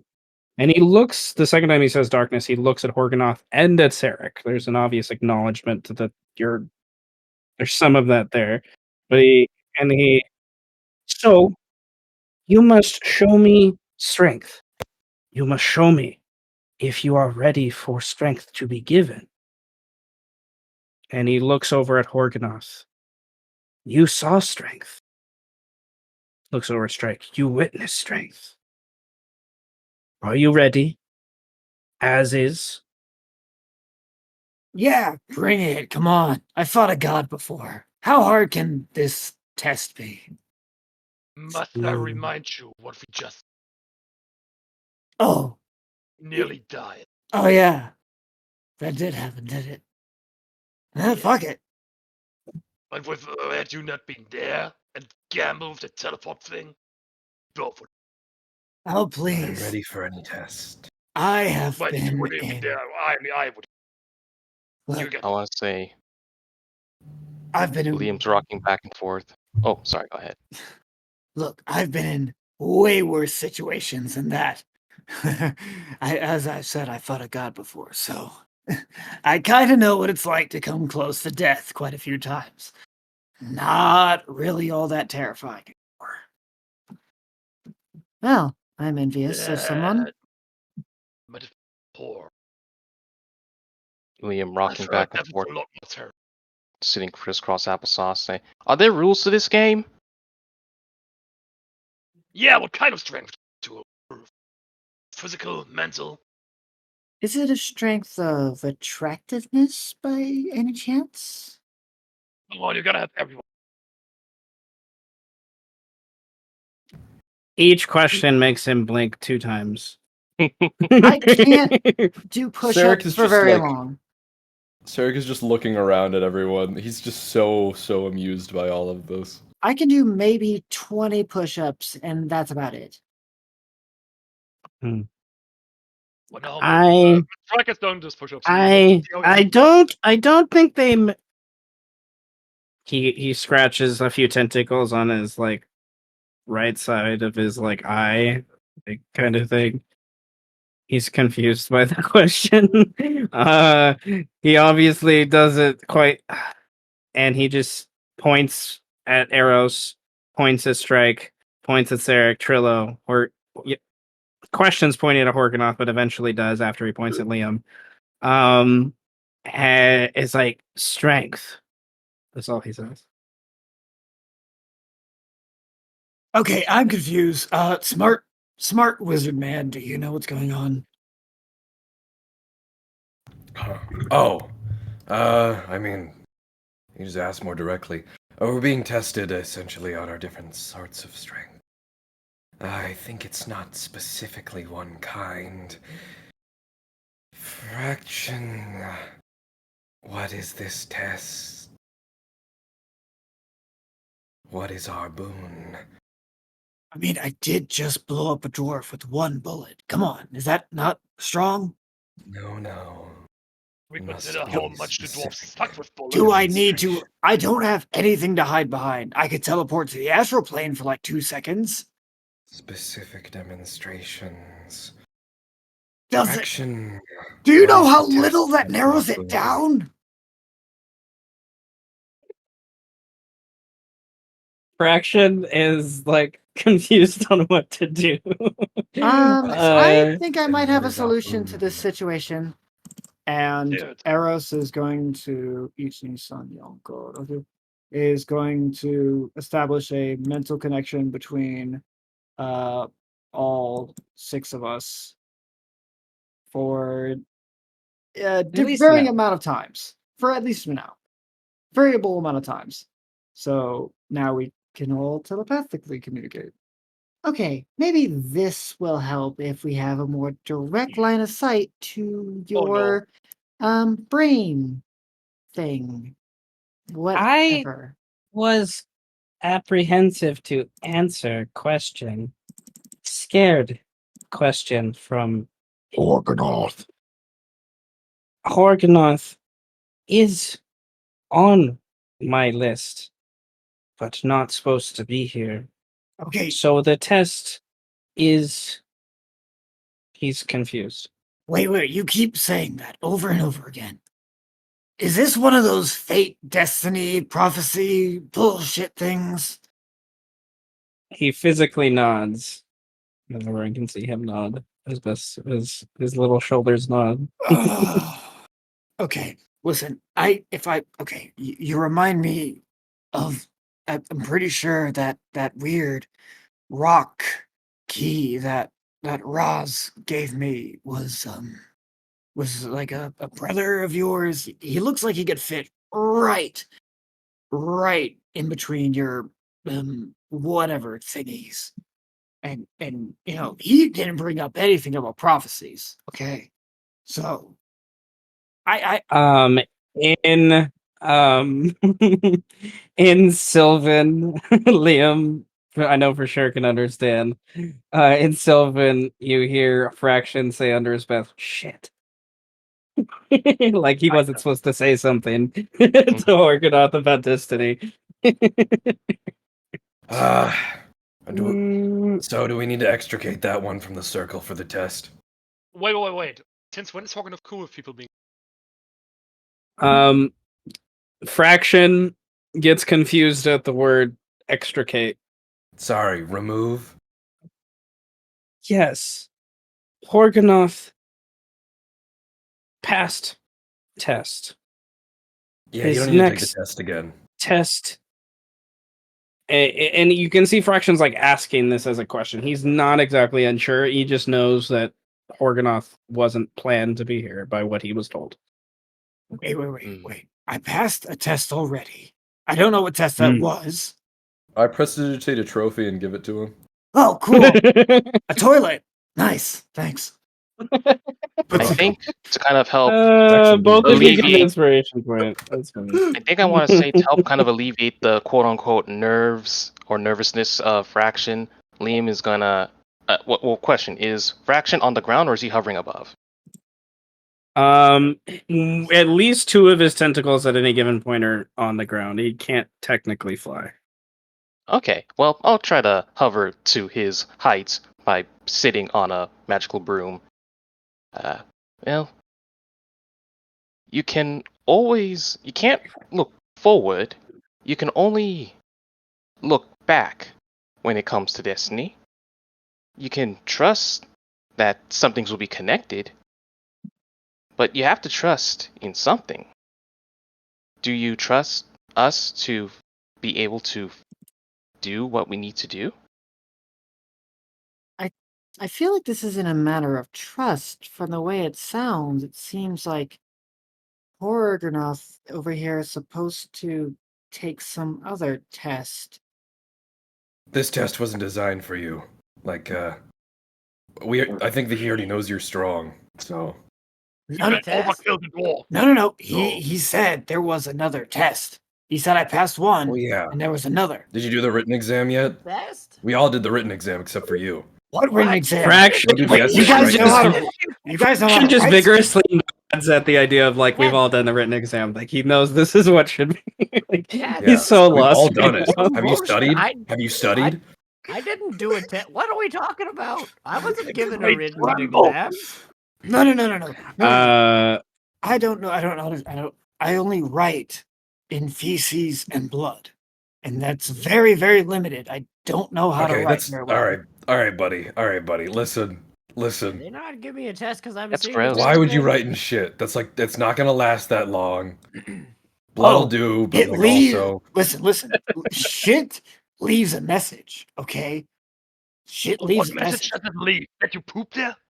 Yes. okay. We're getting off topic. Hey, the strands of fate have collected into this moment that we're being provided a boon.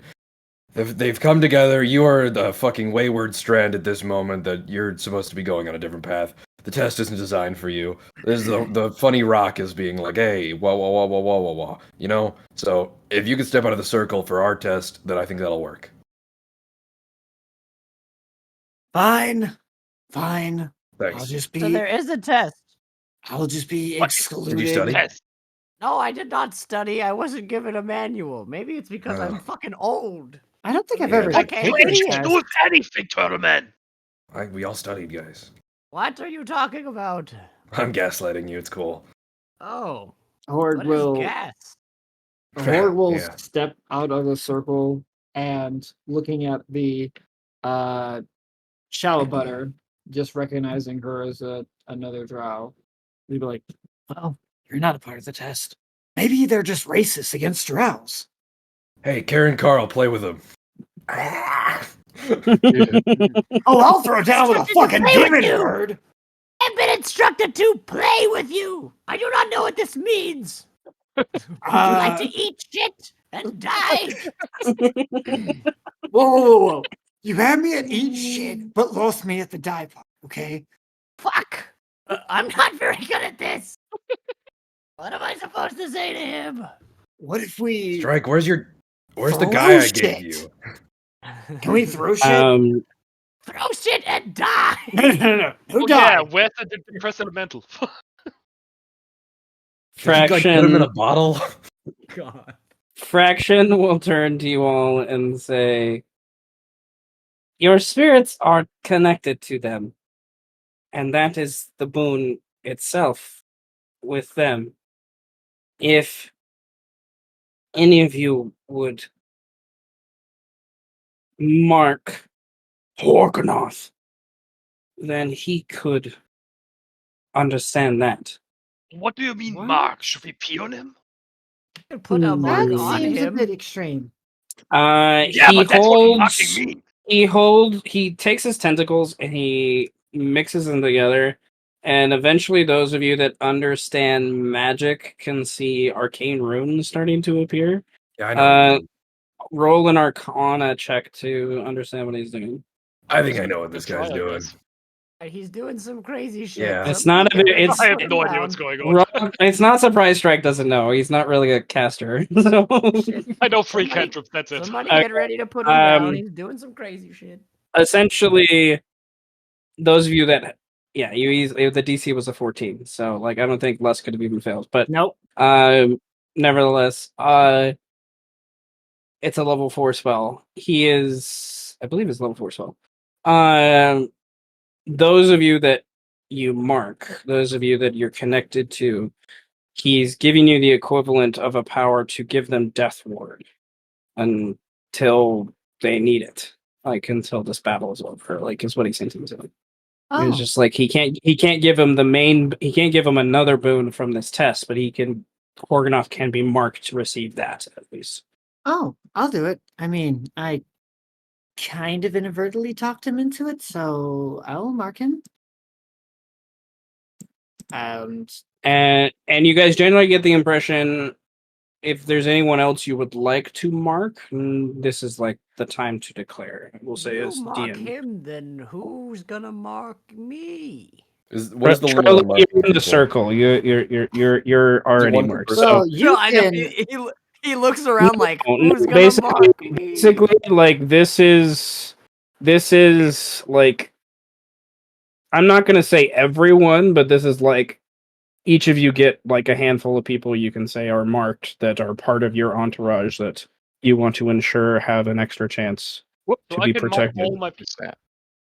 So, Right. and like this basically is a death ward that supersedes the duration. This is a death ward that is there until they don't need it anymore. Dispelled? Okay. And I'm gonna go here, Alright, let me- I'm gonna go here, So- and here, Let and me- here, and mark all my guys. How many? I'll just write it down. I'll write until dispelled in quotation And I'm marks. gonna Dispelled. okay to give ourselves. I die. have to remember my teacher qualities here. Mhm. Everyone, your proficiency modifier.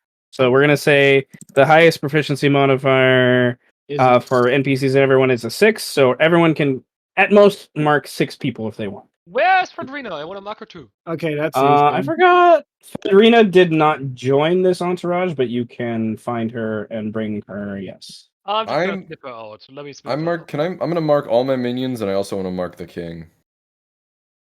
Okay. All right.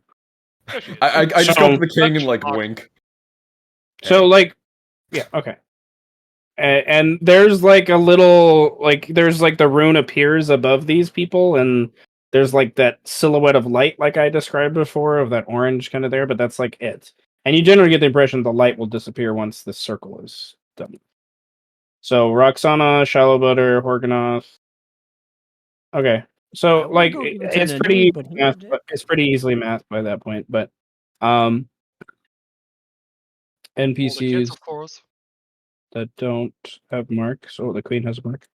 I'll just put them over here as like the queen's entourage. Yeah, fuck the walker. You guys, he's a good guy. Trust me.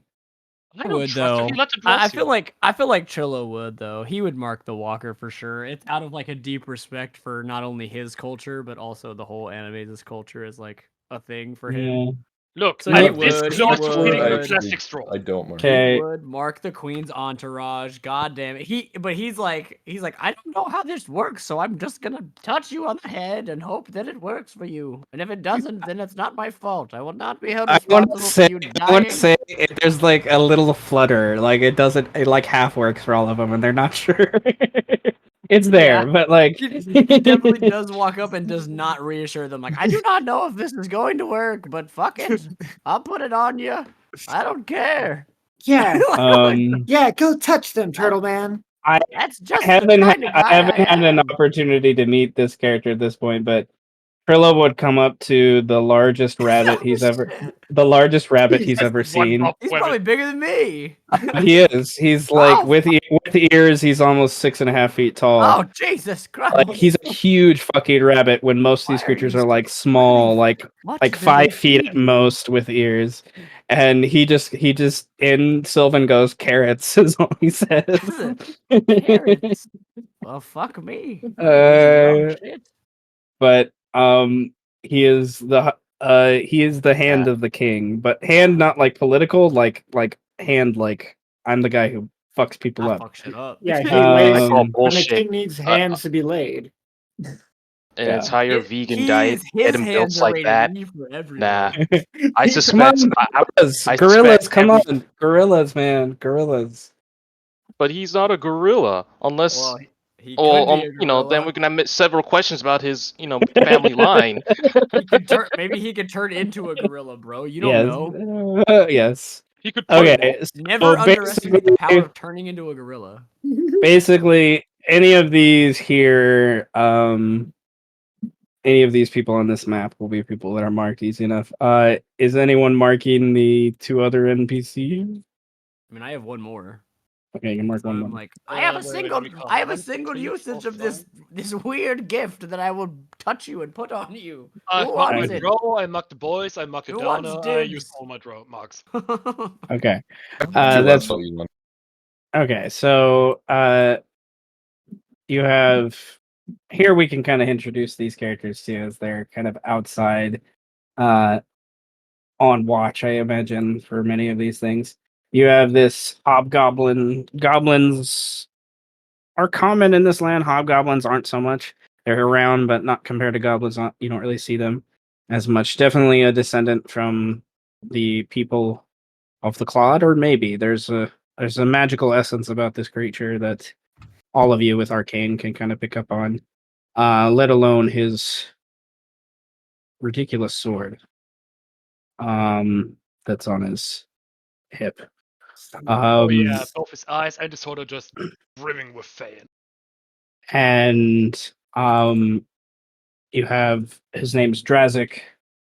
And then there's a druid that's hit it off pretty well, I imagine, with the locals, as Animaesus are more inclined to druidic kind of things. He looks elf, but there's something about him that his skin's a weird color. It's a little paley. You know, you can't quite play. He looks like a wood elf, but he doesn't have any of the markers of a wood elf. To go a little more into detail, he's got a weirdly pale and kind of wrinkled complexion on him. And when he opens his mouth to speak, you notice his teeth are weirdly sharp.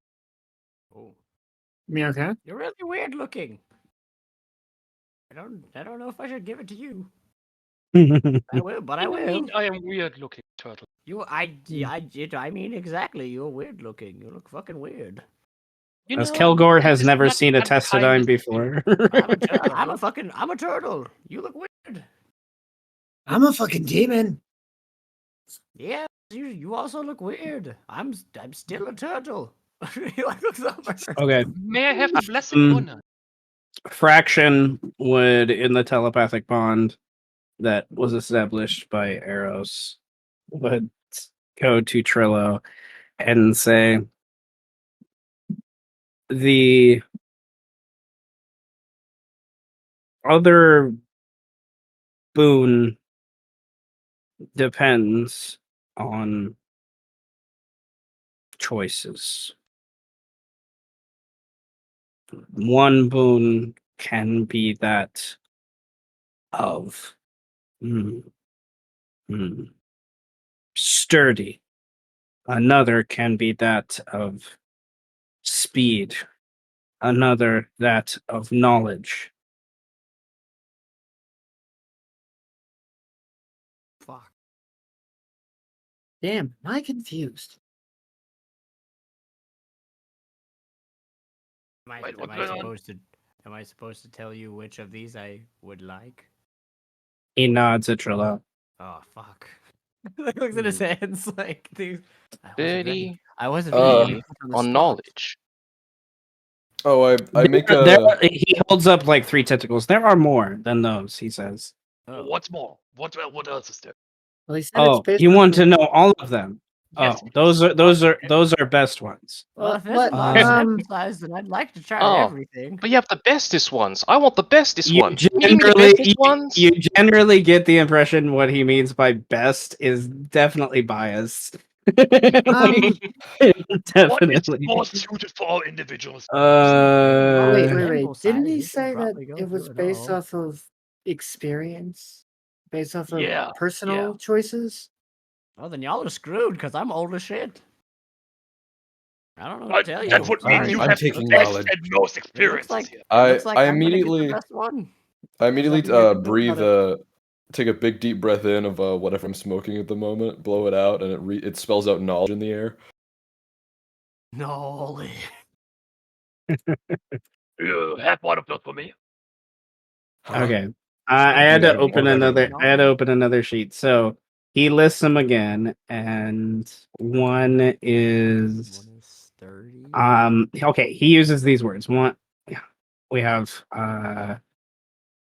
you have forge, you have knowledge, you have war, you have Fuck. divine, you have oh, that one's in the other one. You have I gotta open another page. Hold on. I'll skip that one and go back to it. You have movement. You have sight. And then the last one is I forgot I didn't update that main sheet where it uh That's Scottish now. Woo! the last one is something to do with like constitution. If I remember correctly. Oh, I just forgot what I called it. Off the top of my head. was it sturdy? What are you, a Makes Geodude? sense. What did you study? That No, sturdy freaking- was a word I was using before I looked up the words. What do they do? Oh. Standing Oh, spaces? no, okay. This one's sturdy sort of I guess full. Geodude. Full? Just full. Full. Full of what? What the fuck does that mean? And he points at your stomach. Oh, like Full oh, of shit, meat. wait. Full of meat. Oh shit. He's gonna make me eat stuff? Maybe. Oh, Damn. eat you. Oh, I Mr. guess if I was gonna be full. Would you go Mr. into a Tentacle little Fraction detail? person. His face. Fuck it. Yes, as strike implies, details about these things. Is that possible? Yes or no? Or are we just Full. You can eat many things Oh, and that you sounds like the one gain for me. more you gain more and he kind of punches Trillo and Oh, and he punches wait. Strike and you generally I'm gonna just say it, you generally get like you basically you will get more hit points if you choose that one. Yeah, dude. Oh, you can is take what that more would- hits. I know is what I you're know I saying. want some more hit points, but Yeah. Trillo is like, yeah, I'll take your unlimited Um, for a guy that's that the doesn't have full. meat, That's I'm the really hungry. full. The site it will give you perception bonuses, and those perception bonuses do affect attacks, sort of. Movement, pretty self-explanatory. You get faster. Uh,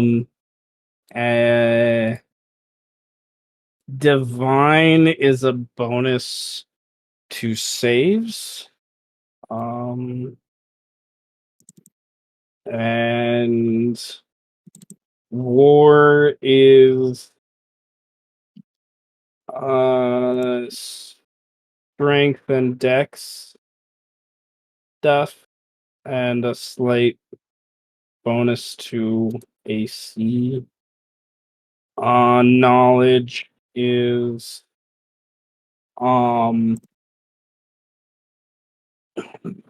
intelligence. Like it's really focuses around intelligence based stuff. Forge gives you a bonus to crafting things, and it also gives you a bonus to strength based stuff. Any complaints if I'm taking war? Ooh, no? war is a good option. But I have a better. And and you guys can't take more than one and can't double up. So yeah. I have a better Double question. and give it to though. the next person. Fuck. My What? question is, and Eros like jabs her thumb towards Cash. This is magical, right? So can I just have my boon sacrificed to Cash instead?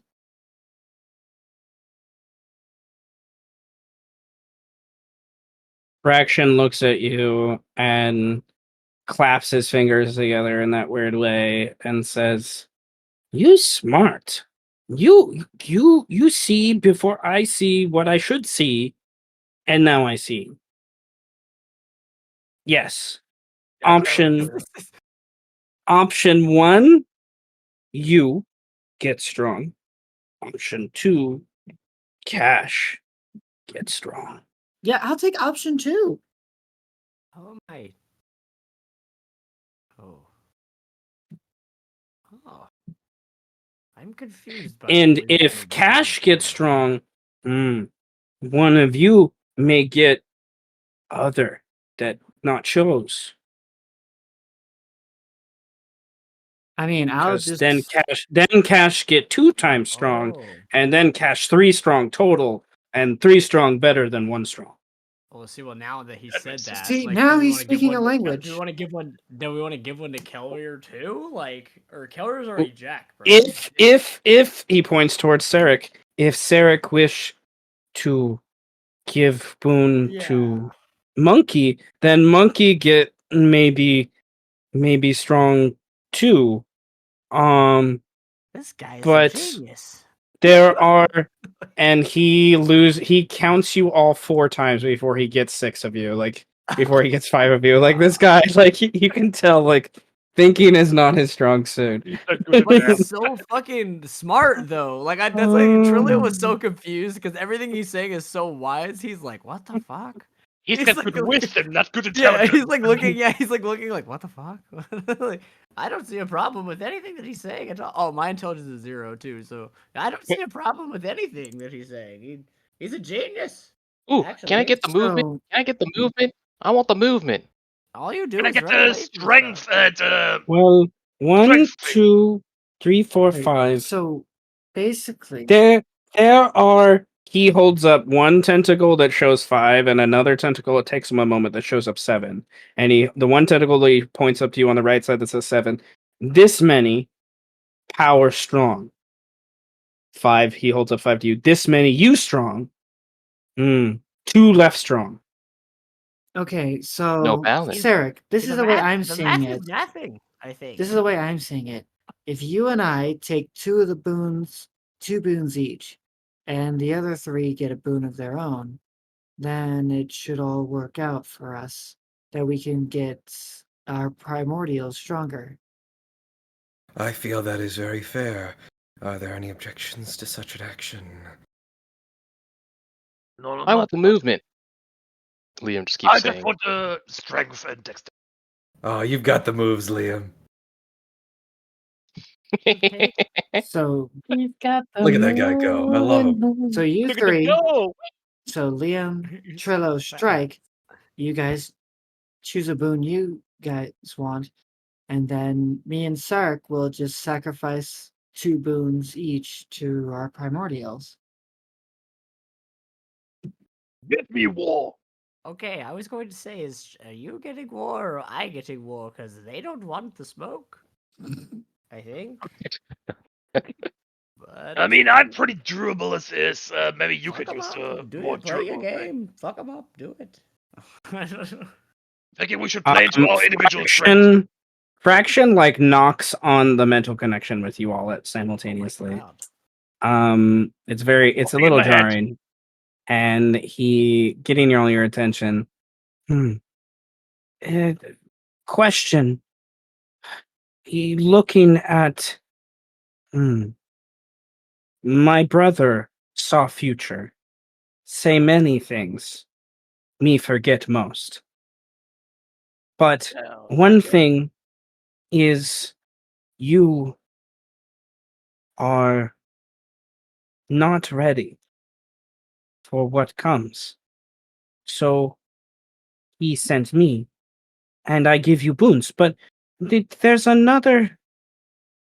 He gets kind of sad at this, like really sad. You can tell. And he looks towards Liam as the obvious one that's like connected to him. And he in a way, like as a kid, little baby who just hit its head on a thing goes to mommy and says uppy. Like he wants a hug. Like, and Liam, do you give him a hug? Oh, absolutely. Okay. And it's awkward, Liam. Like you have tentacles wrapped up and down all over you as he gives you this hug. Aw. And he says, in the mind connection to you all as he gives the hug. I can leave and give you more power, or I can stay and be a sword for you. Wait, But if I go, my brother doesn't know when I'll be back. Liam kind of looks at him like, you can't go. We just got here. You can't go. I don't want He you to smi- go. He smiles at that and gives a hug and looks um, towards Sarek, and he says, "You know what it means. What I say when I say go. It is what you avoid, all of you, Oh, and oh, fight against. I can give that as a gift. My brother said, if you are worthy.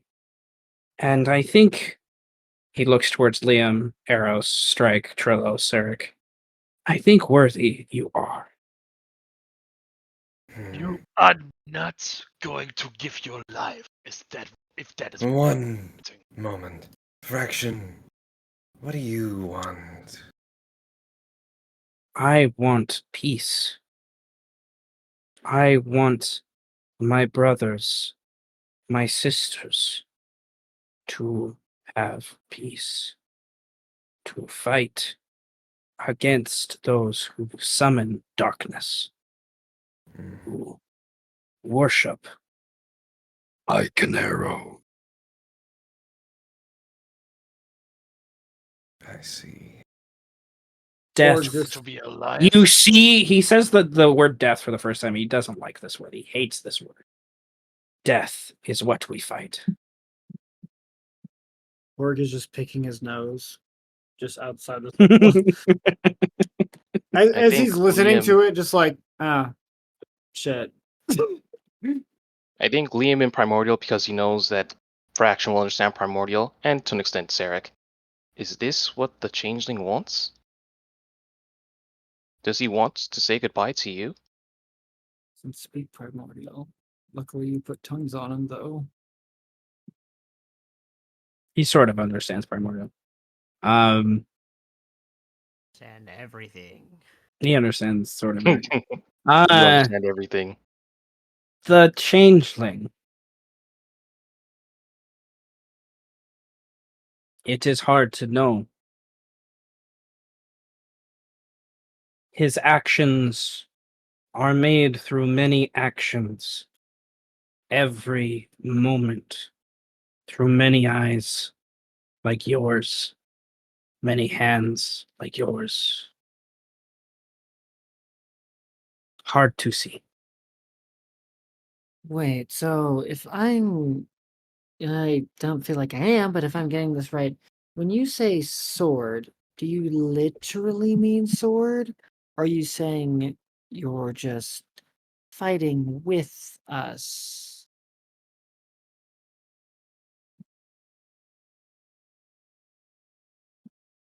He kind of looks sad that you don't see him as a sword. And he looks towards you. And you get that connection, I think, of the mental connection. He's like, I am the sixth maid from my father. I am strong. Okay, I'm not doubting whether or not you're strong and all. It's just, I don't swing around swords. Strike doesn't either. I don't think anyone really uses Me swords. no sword Yeah, you have. don't really No. look like a sword either. Metaphorical. Well, Me yeah. can If it was a physical sword. When you become a sword, is that what you're saying? he kind of like moves over to here and he looks at this like hill of grass and he's like, here I I I do this one. Oh, Um, Holy shit. fuck. dude. Wabbity. Okay. Okay. Okay. Yeah. Bro. Yeah, I think you can stay, bro. Relax. Oh, yes. There's nothing left of this when he's I was gonna done. say, Oh, I think Liam will kind of turn to Sarek. So he broke that rock to pieces, but is it really broken? Liam, not now. it's more fractured, I would say. What is More what is fracture. this? Oh Ah, no. puns. But okay, so that's what you can do. But then, why are Lord. you Ooh, saying we'd ooh, be? ooh, Yes, fraction. ooh! I can do this too. And Oh, he comes over to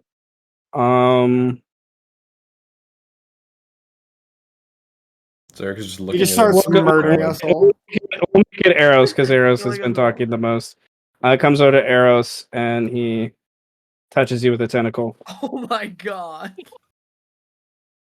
Okay, that's great. Why are you vibrating? I'm I don't know. inclined. Don't know. Let us decide now. I'm inclined to let our friend stay. I mean, yeah, cool. I mean, Oh, but, was it even a question to begin with? but I still want to know, You like, if we. all would know from your Arcana checks from earlier with what he's implying, though, with things you've already learned. I just want to give you the full picture before we finish answering this question.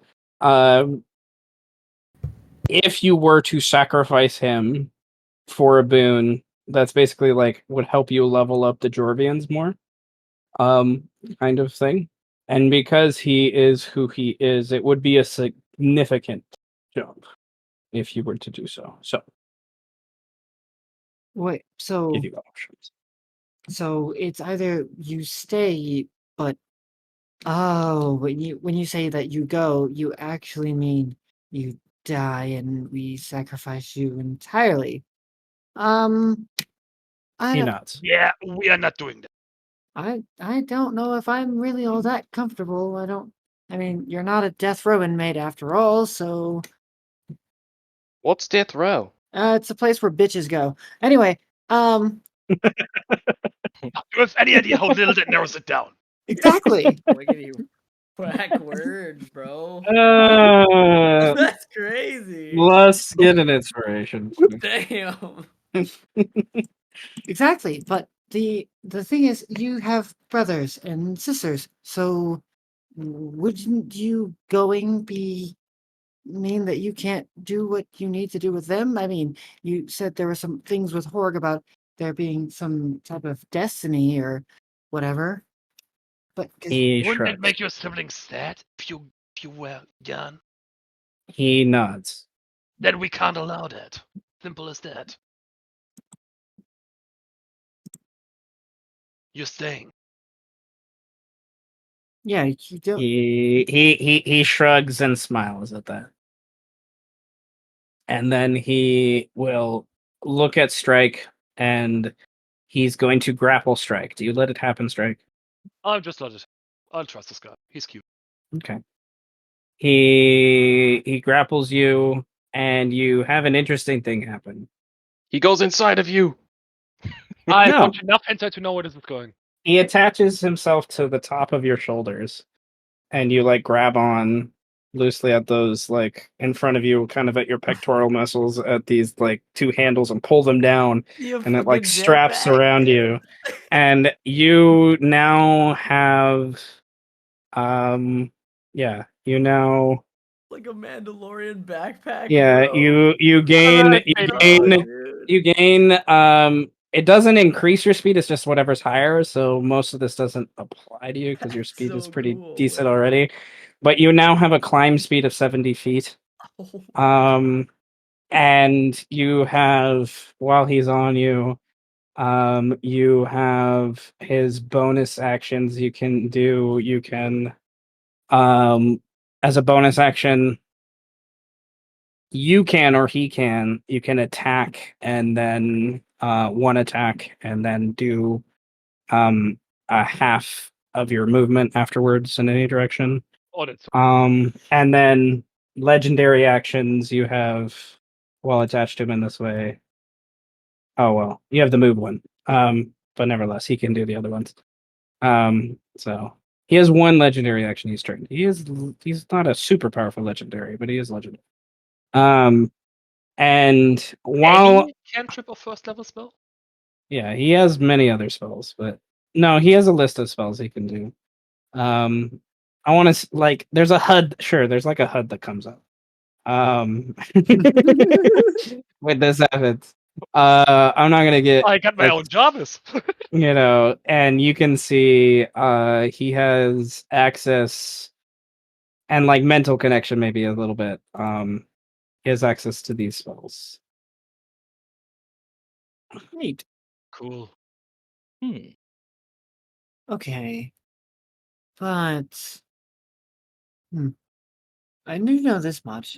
Steel wind strike. That's insane. Would we don't need to sacrifice you, obviously, but the boons in and of He pulls you themselves. all in for like the biggest hug at this point. Oh, Like I like hugs. like the This is biggest fun. hug. Hugs are nice. All of you gain 1 sanity from this. And because you chose not to kill Fraction, which I was like, hey, what will happen? What will happen? Because you told not to kill Fraction, each of you gain 2 inspiration points. Yay. I mean, come on, he's cute. We can't Wow, sacrifice we're him. nice people in this. But I'm just we- happy getting knowledge, man. Look. But we I'm not saying Farm would have sacrificed him, but I'm saying He would have thought about it. yes, he would have contemplated it a For at lot. least- Horg is definitely Meanwhile, thinking that he Leo- would have just done it. Horg would have definitely sacrificed him. Like, F Okay. Alien would have needed the hug. So, Strike is um, everybody, he doesn't for sacrifice anyone. clarification's sake, Eros and Sarek are applying boons towards their Jourvians. And the rest of you are picking a boon. Like applying the energy, you're leveling up your yeah. like That's the idea. instead of you. All right, which part of me wishes at this point that you guys had some of that, but nevertheless, the Fraction basically commandeers Strike for a moment and takes him over here. oh, And Fraction in Celestial speaks to Kelreer first. And those of you that have tongues and the mental connection, I think, helps a little bit with this. He acknowledges his little brother, and he has missed his little brother, and he's glad his little brother was not destroyed in the War of the Ancients. And he wishes his little brother to awaken to what he used to be. Awaken part of it, maybe not all of it, because there's only so much that can be done. And Kelreer, the energy starts to activate, and kind of like a weird, like biomechanical transformer, like parts of him start to move and change in the process. And he then hops over to Cash and says, "Older brother, how I've missed you. I'm so glad that you are still alive and that the ancients did not claim you. We need you once again to awaken. Awaken to part of what you used to be." And he then comes back over to here, and he does like a weird dance, sort of. He drops Strike, I think, in the process, before he does. And he goes like he flips around, cartwheels, zigzags, twirls all around you guys. While Kelreer and Cash, you can hear these movements of stone and earth and metal and flesh like changing and manipulating. And you all kind of can get those connections in a little bit too. Strike, what do you chose what again? War. What is it good for? You gain the aura of war from Ricochet, the one of the 7 stones. And this means that you have in some ways it doesn't change too much because you're a barbarian, but hey, it is what it is. You gain advantage on strength and dexterity checks and saves. And you also gain a +1 to AC, attacks, and damage rolls. Ooh. Ooh. Oh. Okay, so I got a +17 to attack. Sweet. Okay. So Eris would totally have also while Fraction was saying that Cash was older brother, Eris would like elbow playfully Sarek and say, "Ha, mine's older." Alright. There's wording in the chat you can put on your sheet if you strike. Alright. I got too many buttons open. Alright. Liam mentioned movement. I remember. Yep. So Liam, you gain access to fractions or of speed of movement. Okay. You gain, in particular, I should say. All right. You already have your cunning action, so we're gonna say you can add half your speed on top of your cunning action, so it's a little more beneficial. That's half speed as a bonus action. Woo! So half of my so +25 on top of the cunning. That's weird, huh? Well, first you get Yeah. Okay. +10, and then Yes. Yeah. Cunning action and then half of that. Again, right? Yeah. Yeah. So, like, if you had a speed of 30, you would gain an additional 15 when you cunning action dash. So that'd be 45. 45. Yeah. Whoa. You're so fucking fast. fast All boy. right. And then Trillo. What do you want? We were talking about full, so I think I'll do that. Oh. Full. I'm full. All right. I mean, like, I'm so hungry. Holy shit. I don't even need to eat. I'm so old. So, to be I feel clear, like this is gonna- we're just getting the boons for our Jourvians. Yeah, we're leveling Yes. them up. Okay. Yes. Damn it! I wanted knowledge. And, Well, if you want to take one for Jourvian and gain knowledge, you can do that too. but- Seth, did I understand correctly that we also gain a level, or was that just No. No. No. Okay, I thought I heard something. Just want to clarify. I think No, yeah, the Jourvians Well, basically are gaining. I think I would do one for Gotcha. Jourvian, one for knowledge, just because Sarek can. It's completely out of character for him to ever reject any possibility of knowledge. Okay. I mean, Eros doesn't need more perception. There. Okay. Even if I had the maximum amount of intelligence, I would still be looking for more. So Trillo, What do the you- full. I had to reword this one a little bit. So, What do you you gain. You blame on and potions. Gonna go hang yourself from the Yggdrasil to gain a bit of knowledge? Yo. Don't forget to sacrifice an eye. Yeah, and then sacrifice an eye too. Have you seen my fucked up eyes? I think I've already sacrificed. Okay, Nah. so Trillo, you Let me know if these gain things work. +4 to your con. Jesus! Holy shit! Christ. And potions and any other consumable effects last twice as long. Oh, damn, dude. We got any potions? He's a buff-ass turtle. No, we don't. I'm buff as hell. I think he, like, literally grows inside. He's now a Hey, there's medium. two of us. He's now a Yeah, medium I'm a creature. We don't know medium how fucking turtle, dude. I'm huge. I have a 24 con now. Holy I'm shit. fucking That's He's insane. old fat. and he's big.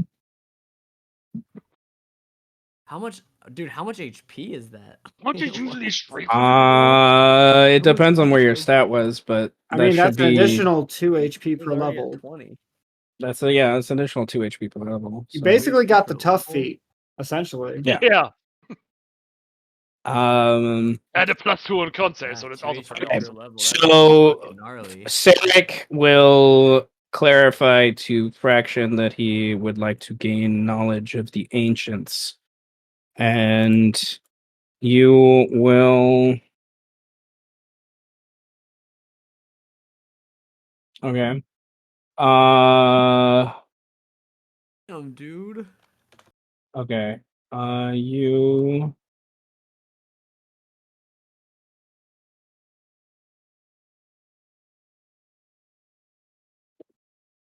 Need to kind of type it out a little bit different. Oh, I was writing it in the wrong thing. Question.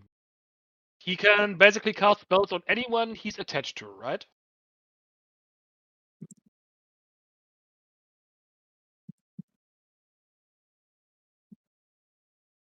I mean, the spells would just work as if they were cast from your position, if he's attached to you. Mhm. So, if it's a touch spell, then yeah, it can. Some of the spells affect him, don't affect you, but yeah. Like if it's a self spell, it's gonna cast on him, not on you. But So he can just deal with strike and then I hit them 4 times myself. It's pretty yeah. cool.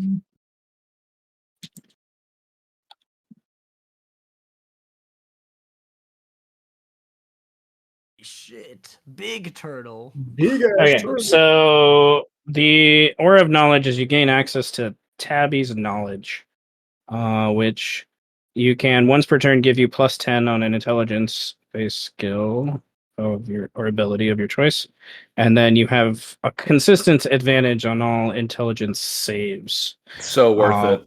Oh my god, yeah.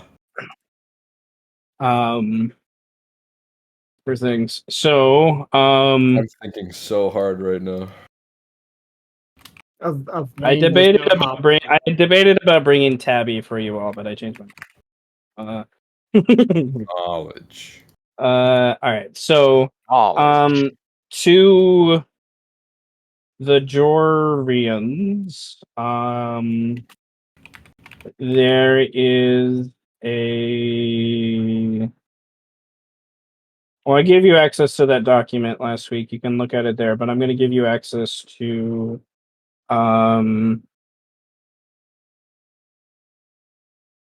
I think I already gave Eros. Yeah, I already gave Eros access to one of them. To a thing. I need to leave it down there. I'll go. That's the heavy. That's the balanced. Okay. Well, I might as well just give access to everyone. Now that I think about it. So you can go in the journal if you would like, or you can go to that document I shared with you all last time for the Jovian stuff. And you can kind of look at some of these things here. Basically, if you chose to use one, you're gonna get a whole grade upgrade. If you chose to use two, you'll get two basic level ups, more or less. For things.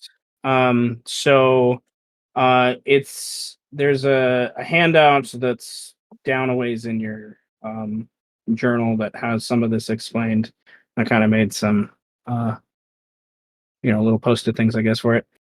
Nevertheless, it's something that, looking at the time anyways, we probably won't get to that part of the session anyways, so it's something that we can handle in one of two ways. Like, I'm fine if you want to handle it. I'm fine if you want to say, this is what I want you to do, Seth, and can you put it together since you've already started it? It's up to you guys, kind of thing. But Jovians, or Jourvians as I'm calling them to, copyright things. Localization.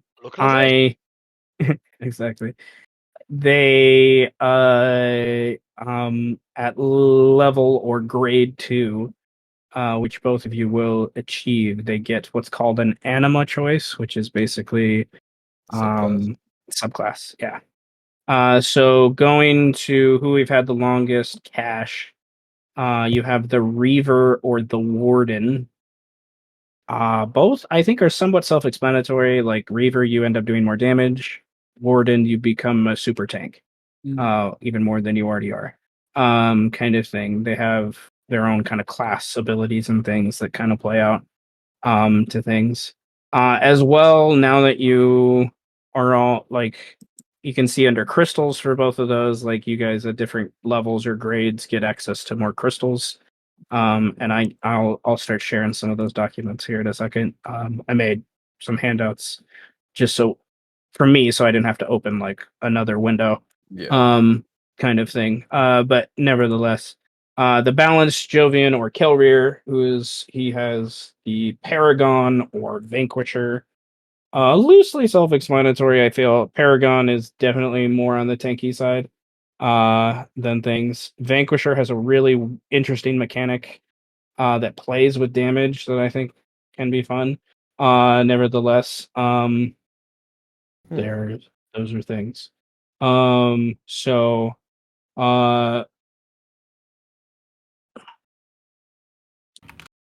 I'm going to I'm gonna give you guys in that same kind of folder, if that's where you're looking. I'm going to give you access to the different names for the crystals, and then at that point is where I kind of have to open the document to kind of copy some of what these things do or whatnot. But it's not too difficult by that point. But I found it easy as I was making some of the NPCs with this stuff to have some of these documents kind of ready. So I also, as you saw with the attacks, especially the Panther attack that happened on Horgonoth. Hi. I renamed and I'm fine. I've renamed some of these abilities and things to things that might make more sense. Hello, dog. So, I know that's a bit of information to digest. So I ask if there are questions, and I'm gonna mute myself real quick as I go check on my dog. Up dog. Hmm. Yeah. Let's see. What the fuck? We got so much stuff today. What Dude, the This is crazy. We're fucking jacked now. Will it be enough though? I I mean, can make it work. We I got can some see big knowledge. muscles. The most important weapon. I mean, the biggest thing of it all is that I just immediately was like, wait a second, can we sacrifice magic to the Jourvians? Oh yeah, we can. We can do that. We should do that. That sounds like a thing we That's should do. awesome. Like, I'm curious. Were Nova? Were Good you idea. even thinking of that at all? I was thinking like, interesting. This is a lot of magic, and the monkey thing is my monkey is reacting. I want him to eat this, but also I wasn't thinking beyond that. I want monkey to eat magic. Yeah. And honestly, that's probably what's gonna save us. I mean, yeah, Horg took 121 fucking damage from a fucking Yeah. snipe. Listen, here's what I'm gonna do. Yeah. We find as the you guys panther, saw and with- I put him in my Yeah. orb, and he's gone. Two Yeah. fucking HP. Well, you guys, that is what we saw with Kelreer's fight. Like, if you guys can pinpoint on the pilots before they have a chance to pilot, that's like one of the things. Like, you guys fucked Kelreer Des up so fast. Yeah, like, and so he's fast. and then now he works for And me. that's another question I was having. Would Strike be able to kind of guess that the Jourvian pilots would not be dwarves? like Des was. Well, we know they wouldn't be Um, because of Eros viewing Des's memories. Yeah, but would yes, it be a guaranteed thing? basically? okay. I think even from Eros memories, a point of clarification. A few of them will not be dwarves. Yes, but from your scouting, where you saw the 4 other Jourvians on the main camp, there was no indication there was anything other than a dwarf in that camp.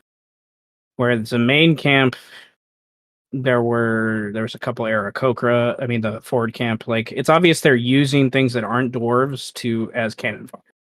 It's very obvious. Yeah.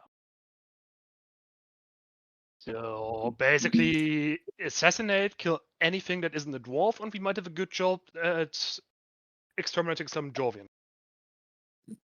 Maybe. Well, we do know that I know what anima I'm using. there Oh, that fuck. we do know that the hawk is piloted by a gnome because Eros would Yes. get that information from Birdman when she went back to the Yes. city. You do know that, yes. As for the panther is, no fucking clue.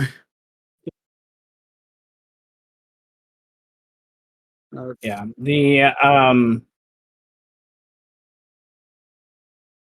Yeah. So still just kill anything that isn't a dwarf, and we have a good shot at taking.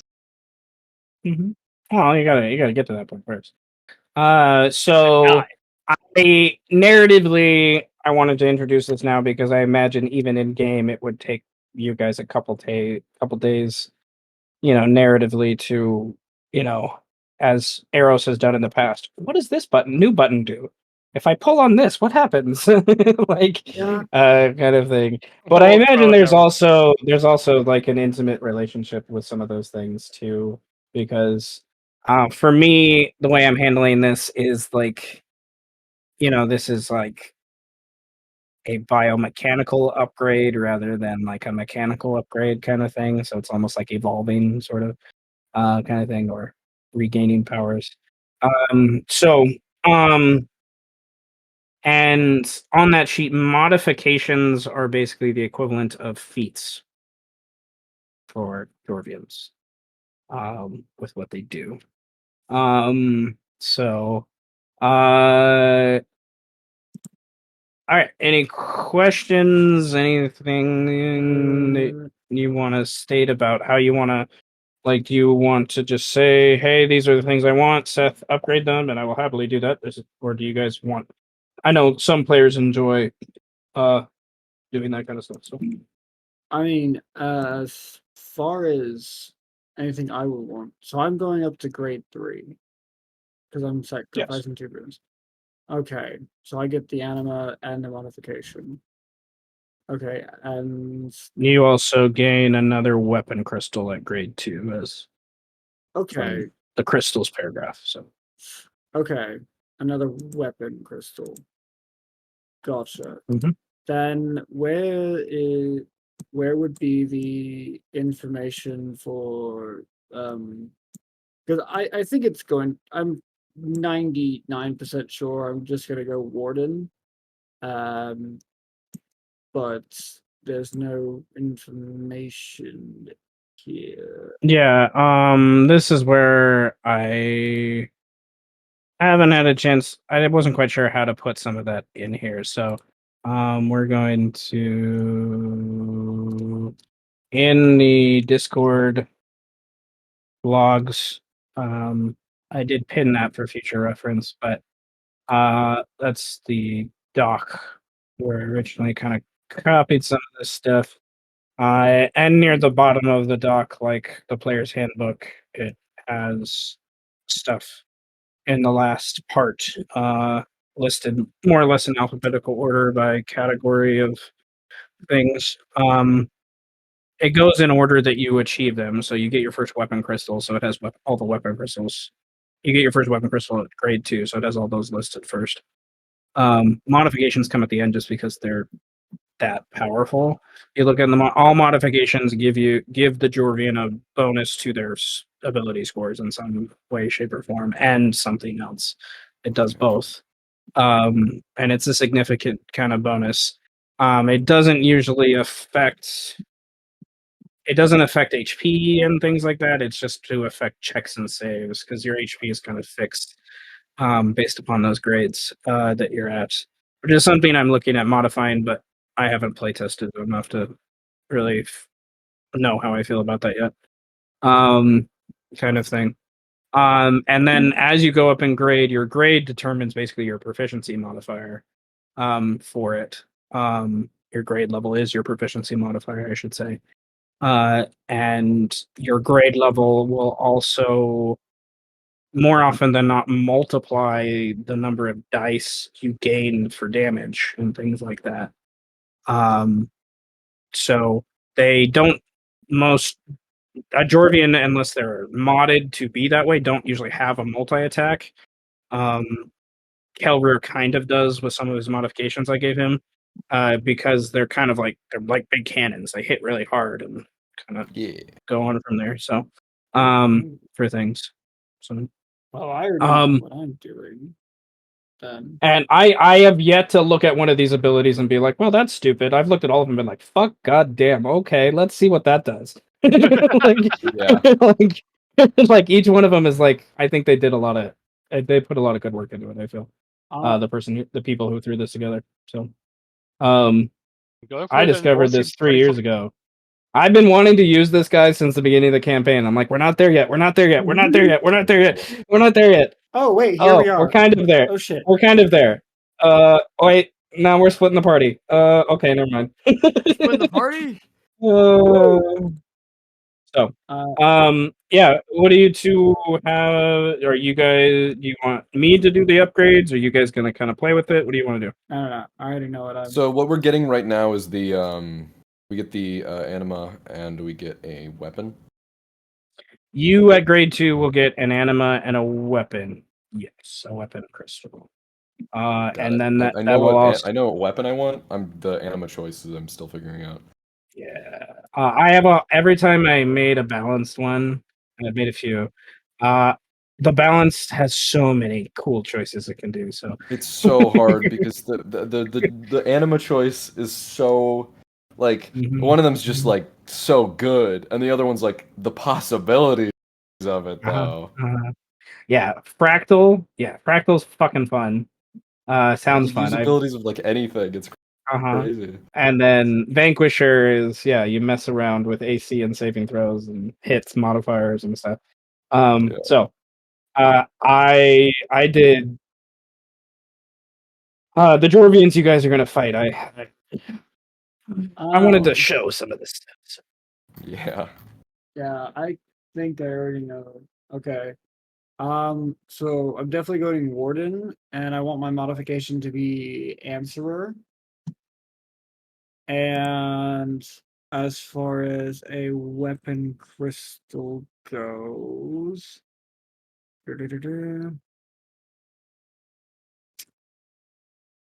I want the Gaze of Eons, or where's Jettison Hammer, or Kingbreaker. Wait, genocide ammo? Jettison, not genocide. Oh, okay. You know what? Fuck it. What do we got? Okay, it's hammer time. All right, Jettison Hammer. I've yet to see that one. I have no idea. Punch a bludgeoning weapon almost as big as a Jourvian and get swinging. Okay, great. Conjure a giant hammer and just see what happens. I literally don't know how many dice is that? All right, I know what I'm gonna do. Well, Jettison Hammer is a save that he does in scenario effects. It doesn't do an attack exactly. But nevertheless. Yeah, but how many dice? Oh no, it does do damage. It does 2 times frame bonus, so his frame bonus is 3, so that's 5 plus 2. He does 7d12 thunder damage. That's a lot. Holy shit. Okay. I literally didn't even read what it did when I made the choice. Just Emma had wanted it, huh? So target a 20-foot cube, which is no more than 10 feet away from you, and you just smash down. Gotta think. Okay. So I will do those upgrades. It sounds like, which is fine. I'm just asking. Yeah. I'm gonna here. I just Okay, want cool. the Eldritch Gaze crystal, Oh, and what a I'm gonna do the I gotta go with the Paragon. It's just like the functionality, the possibilities. I just I can't let that get away. I love The it. other one's All so right. good, but it's like I could do so much. Paragon, indeed. Yes. And we get a +2. And well, for my choice of modification, I get a +2 to ability scores for cash. Yes. As in, If you chose the which one? The I answer. yeah, answer. So it's a +2. It said. This is Oh, I'm looking Beth, at wrong one. I'm so impressed that you could keep any of this in your brain. Hey, I love it.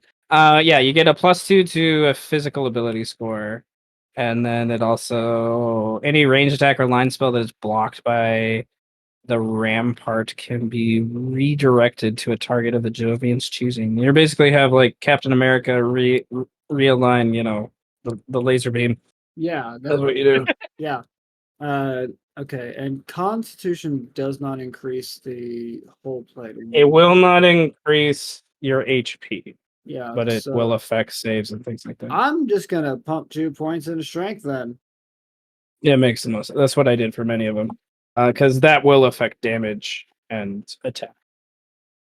For things. Okay.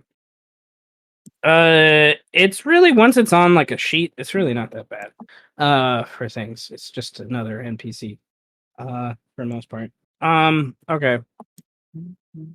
Now that that's out of done, if there are Let's get to his no information. other questions, um then the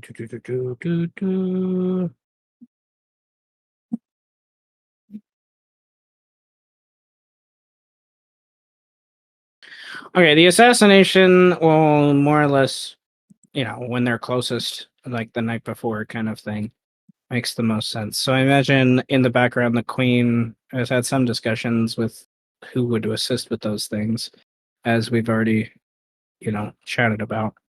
Fraction appeared. So you have until that assassination scene the equivalent of about 2 days of downtime by this point. To do anything if you would like to do anything. Speak now. Yeah, Zombie, of course. I before we even move on to downtime, when the bond ritual circle is over, Horde would go up to Fracture and would ask, "So, tell me, why is there another test for me? I didn't even know I got You tested in the first place." you did. You killed Celeborn. Oh, that was the test. Oh shit.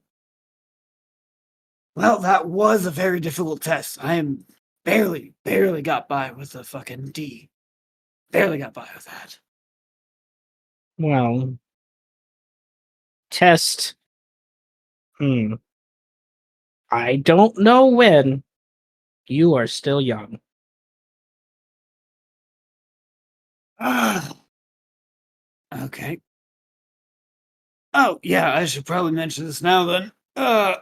Yeah, I'm not going to even remotely attempt to die for anyone here, so if my little death ward thing gets popped, yeah, I'm going back home. I'll check in on you guys afterwards, but that's just how it's gonna have to be. Apparently, I'll have another test. Yeah, someday.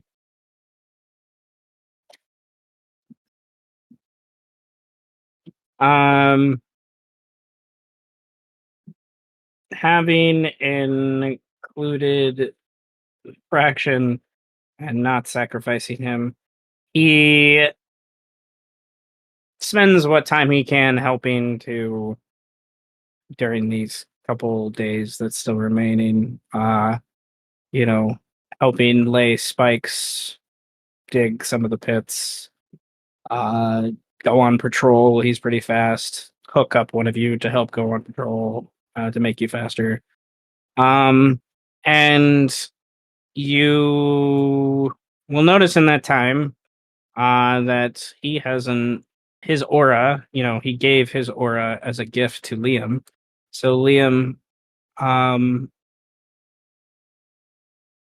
this at least the first part of this stacks. The second part won't stack, but any of Because you in the aura. I was gonna say for the next 2 days, Liam does not really leave Fraction side. He's very, very fascinated with Fraction. I think one of the first, like, out of many questions that he would say is like, almost in a pouty, angry way. He's like, "Why didn't you tell me you were related to these two?" That kind of thing, But I don't know. I think Liam will be spending more time at the village rather than going out and about. Fraction wouldn't know how to respond to that because he doesn't know that how he didn't know. Like his brain doesn't. He doesn't think that far. Guys, Fraction has a 6 intelligence and 6 wisdom. He tries. Yeah. He tries. You know so much, but then you don't know so much. I know what I have been told. It's like I don't know what I've been told. But I'll tell you this. I'm going to teach you languages.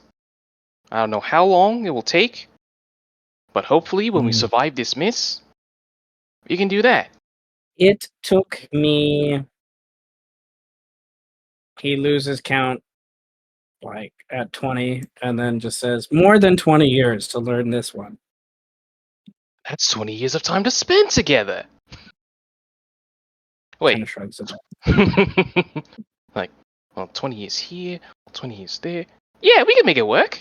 It's like I never even left Wildebrand, and he's still here. That's funny. Okay. During those 2 days of downtime, there's a couple narrative things I want to kind of say happen. The first, I think, is the idea of the children are kind of glued to Strike during these couple days. Kind of Oh yeah, following around and everyone. Strike is roughing them up, really getting them ready for combat. And they each have kind of volunteered to assist where they can with kind of things. They're worried a little bit about what's coming up. Like, they're children and they're naive, but they're not stupid. Like, they know from what's being talked about and what they're hearing that this is a fight that many are unsure if anyone, like, who's going to be alive afterwards. Like, this is you're playing with fire, I would like to mention that Strike would not try to make them any false hope or anything, and just be straight up with them that this is gonna be the biggest battle of any of our lives, and shit might go south.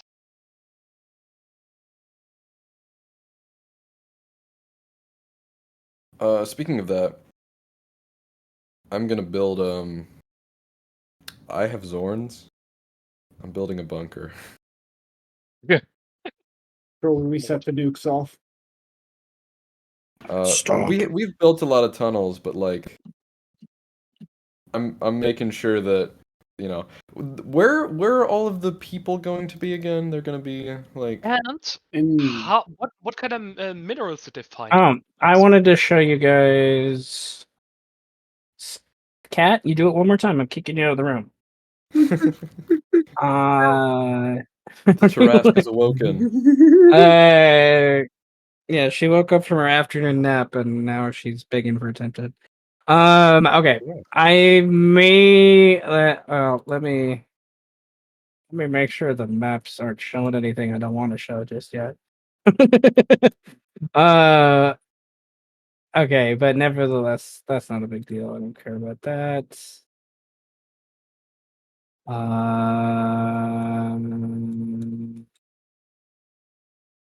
That's fine.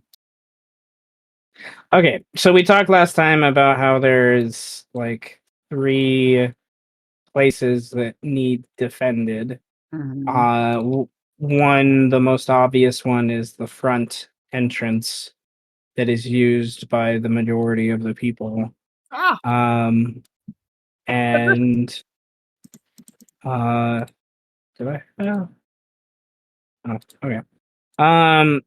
The front entrance is where Eros, Horgonoth, Cerulean, Drazik have kind of placed themselves. It is where the majority of the Lapid will be. It is where the majority of the catapults have been placed.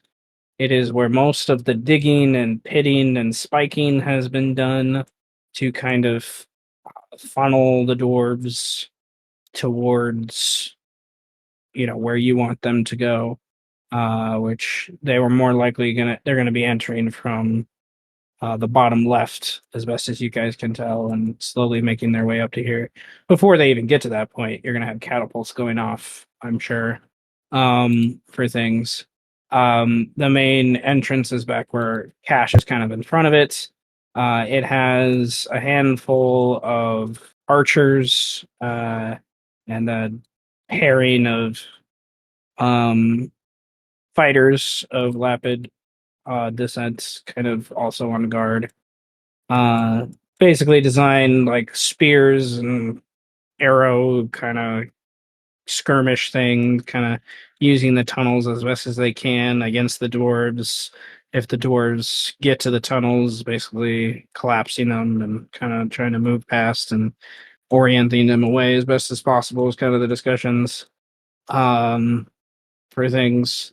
There's a couple side smaller entrances that the Lapids can use if you're not a small creature.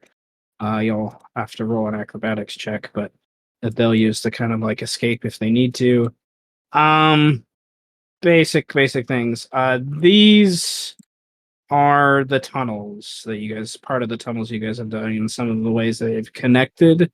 We can modify that and do stuff as you see fit. And yeah. Any questions, comments, whatever on this map before we look at the next one? Where would Kelgar be to Brobus? I split up those 2 because they're both pretty powerful. And I put one with a different group, the other one with a different group. Any other questions, comments, concerns? Not from me. Nope.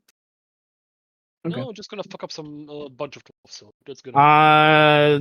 The second likelihood that they will enter is I would like you to imagine that this hole here is part of what creates this sky light opening to the city. Is kind of where my brain went with that. So nevertheless, Kelreer with Sarek and minions. I forgot your giant friend, but and minions are here with Trillo. And I have Kelgor here as well. To kind of assist. There's a couple catapults on this topmost hill. There's and then there's more entrances into the city, but they're labyrinthine. They're like it's an easier access point, but it's not necessarily easier to get to the central city if you come through this way. So kind of the location in and of itself is the defensible position. Yet again, this kind of dirt stuff is the tunnels that have been kind of dug to help you guys connect between things.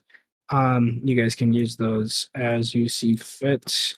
I reason most of the tunnels were dug at the size of lapids because they did most of the digging. So, Yeah. nevertheless, anything that we want to add here?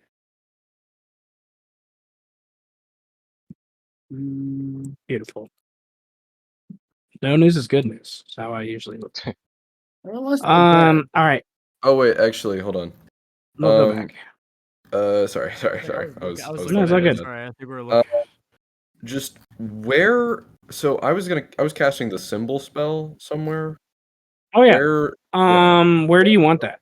Is my I question. think I was gonna do that actually on the first map. Where are the tunnels that were gonna collapse? Most of those are on the first map. Yes. Yeah, okay. I was gonna put that in a central area on the first map, basically like the section that we're gonna collapse in, like here, I think was it, like Okay. around the middle. I wanted to have which area are we like trying to tunnel them through? It's the This center, like the central... path leading up to cache.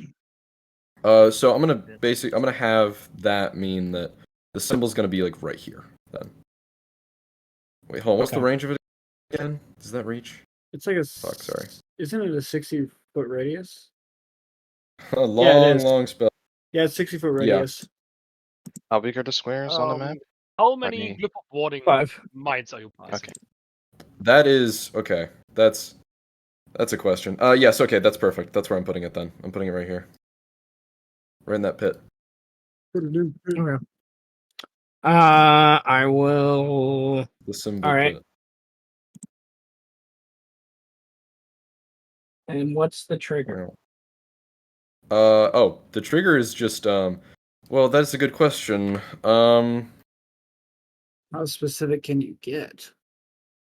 Any Very. heavily bearded motherfuckers that enter are gonna get blown up.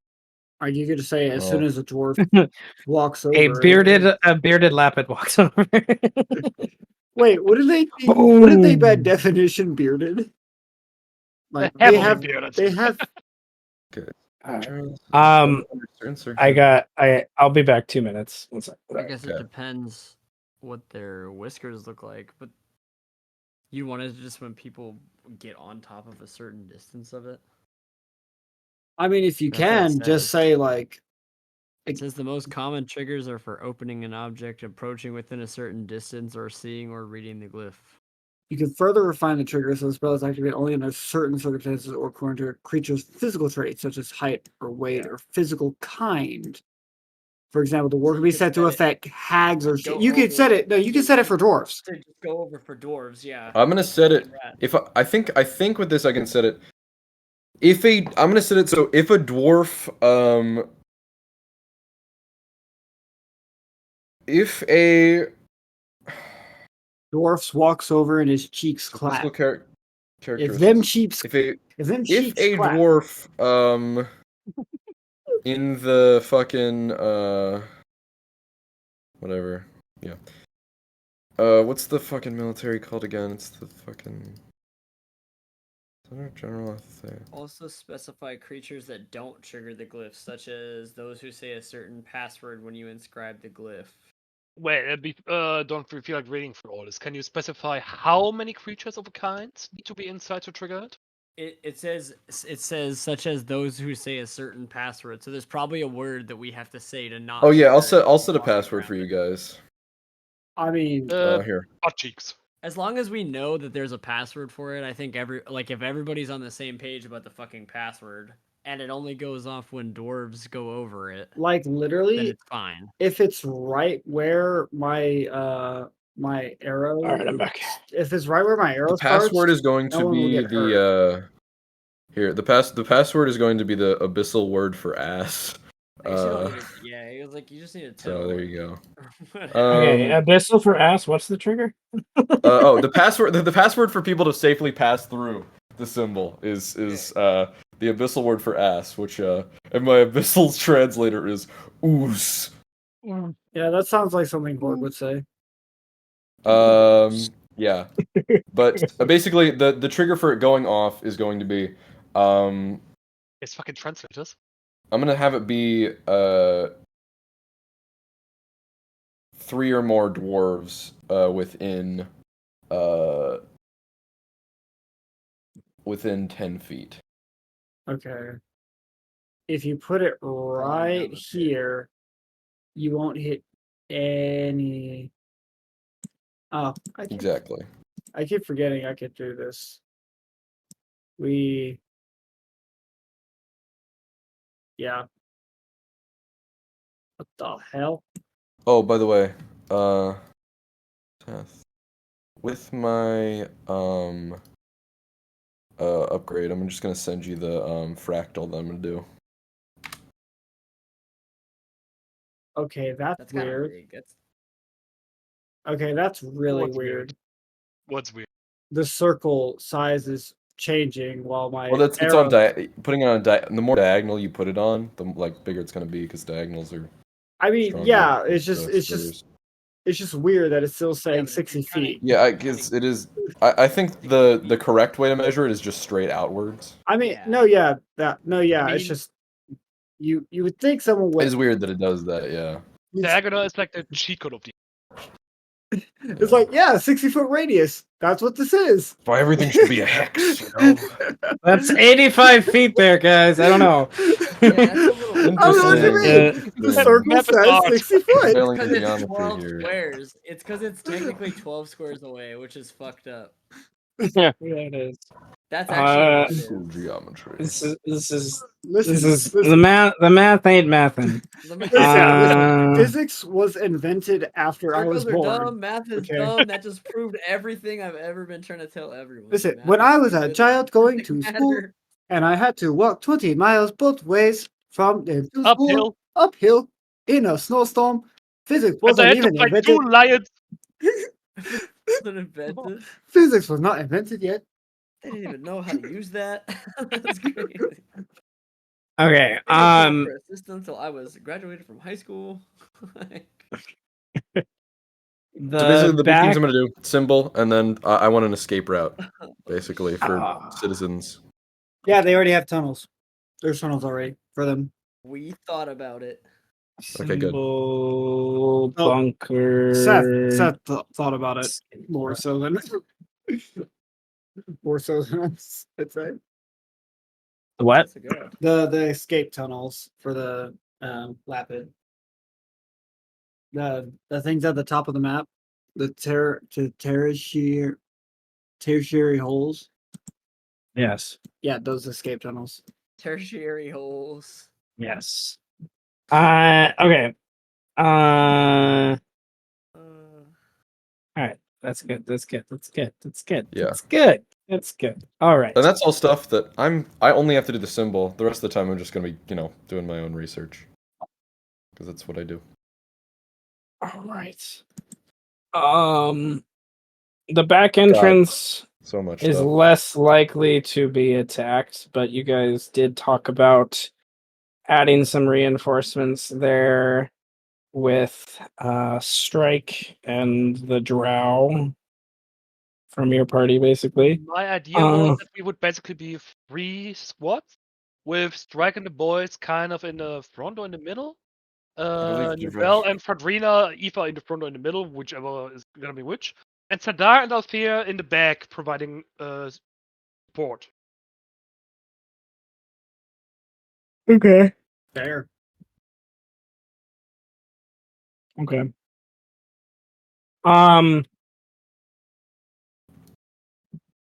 And since What do you I can see now that that this map doesn't have any catapults, I'm going to have our 18 powder kegs be split between the 2 other sites, so they'll have 9 each.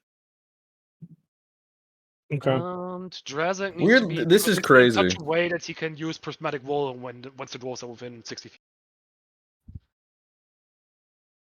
Prismatic wall. Excuse me. What? Yes, Who are you asking? What? prismatic wall. Are you asking me if I'm gonna cast it? I have it. No, you can cast it too, but we have another wizard who can use it. Okay. I'm saving that. I've got stuff. Well, we will see. Okay. Um. Well, I guess the only other thing I want to kind of narrate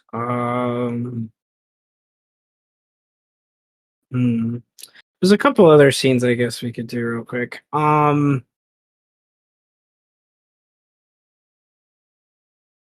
As part of the downtime. Liam I think at some point during the downtime, during the preparation, Liam finds himself next to on the grassy knoll somewhere, Fedri kind of like, setting up positions, finishing some spike lay with some of the commoners and things like that. And Fedrina, you catch her like very not subtle in any way, shape, or form. Kind of staring at you here and there. And about the third time that you catch her doing it, she says in Undercommon, I presume she presumes you speak Undercommon by how you look. But she says in Undercommon to Liam the idea of there is something off about you that makes me think you're not a drow. And I don't know what it is. Are you a drow? Was your ancestry indeed? Where's the crimson in your eyes? The darkness. I have in my notes what I think he is.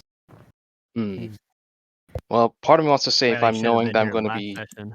working for a long period of time, I'd have comprehend languages, but let's say, for the sake of this dramatic reveal, that Liam was clumsy because I guess is fraction here. I think that would probably explain why Liam would be clumsy in this moment. Why not? Everybody knows. Fraction's here. Sure. He's like swinging around and helping the commoners, plunge in the spikes. Because that it hits on a personality. Is it a personality or idea? Personality traits. Especially with fraction being here. I think Liam would passively say, "What'd you say? Sorry, I wasn't paying attention." In straight common.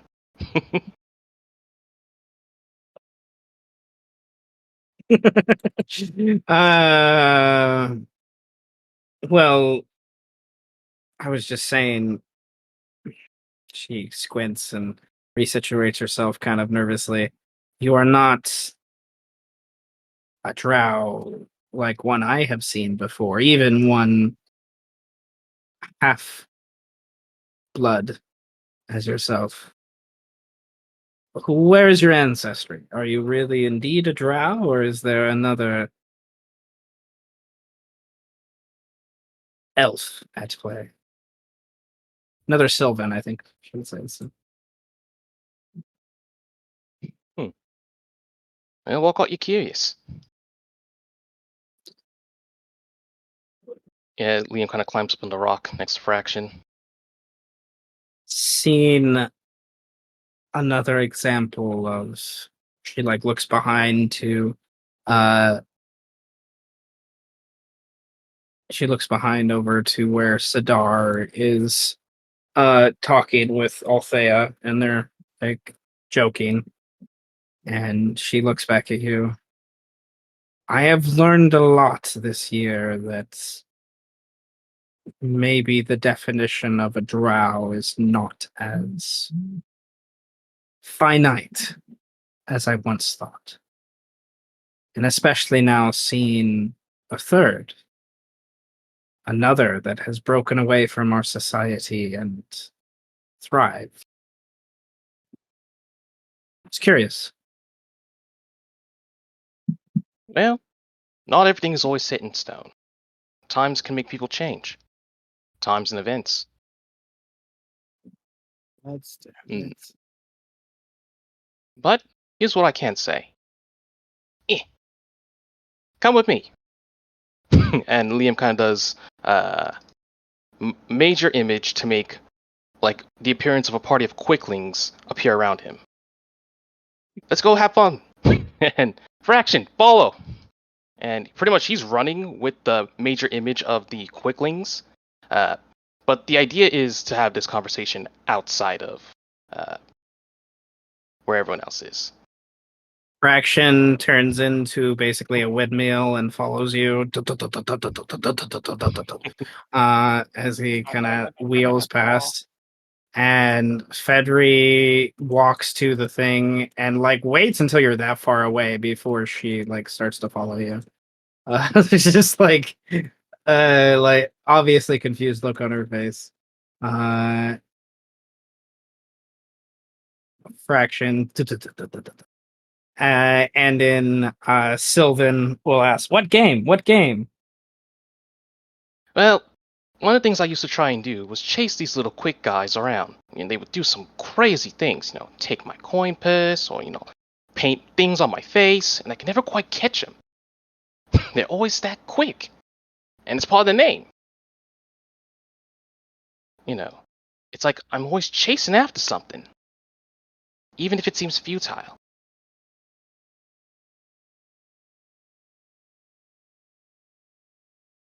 You're chasing after information.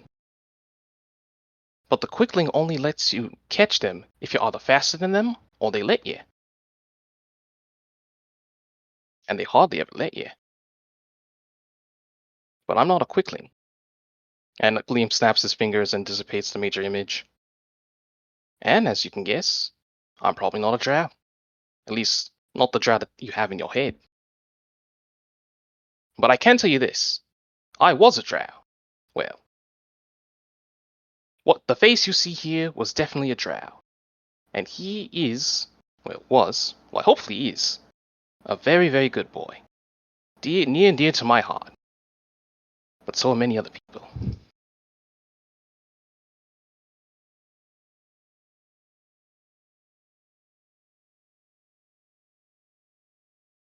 Oh, Seth, I don't think it's in here either. What? The main I'm cycling through, it's not in here. Ah, the pretty boy. God damn it, you evil motherfucker. What are you doing? What? Trying to change, but I can't change. So, how about this? Oh, maybe it didn't update the way it was supposed to. Mm-hmm. It's there, it just didn't update the way it was supposed to. I gotta fiddle with it. Mm-hmm. But throughout times, that's one. All right, let me. I can't even take control of it. Nope, I'm getting there. We're gonna. Ooh. The second one. Yeah, the second one.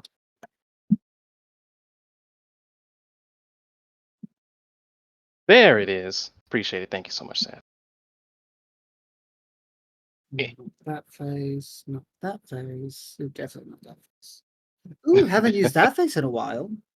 Not Your that vulnerable face. faces. Oh, this face Okay. brings back memories. Oh, indeed they do. Find out was this. Another time. Alright. Was this? And a refresh. Alright, okay, it should work now. You should have. Oh, it's working. Yes. It's working.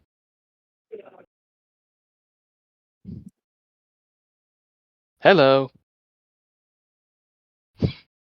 Goodbye. Her rapier comes out about 6 inches from her scabbard, kind of reflexively when you just shift like that. And Fraction gives you another endearing hug just as much as the other one before, and he says in Undercommon, "See your power." And he looks over at Fedrina and smiles, and Fedrina puts the sword back in her scabbard and the 6 inches back. She. Well then, that explains some things. She smiles. Well met, I guess. Officially. And she does something that maybe you haven't seen in many decades. You can determine to yourself, I guess. A official noble drow noble, like, hey, I acknowledge you, bow, like full curtsy, everything. Oh, I'm on it. Very, very on it. Fraction tries to imitate it with a few of his tentacles, but Oh, looks not like now, Fraction. You don't bow to her. he's not bowing. His tentacles are just like bowing. He like does little hand. He makes little hand puppets with his tentacles. And Fedorina, well, she just kind of smiles and was just like seems content that her sixth sense was kind of correct in that aspect.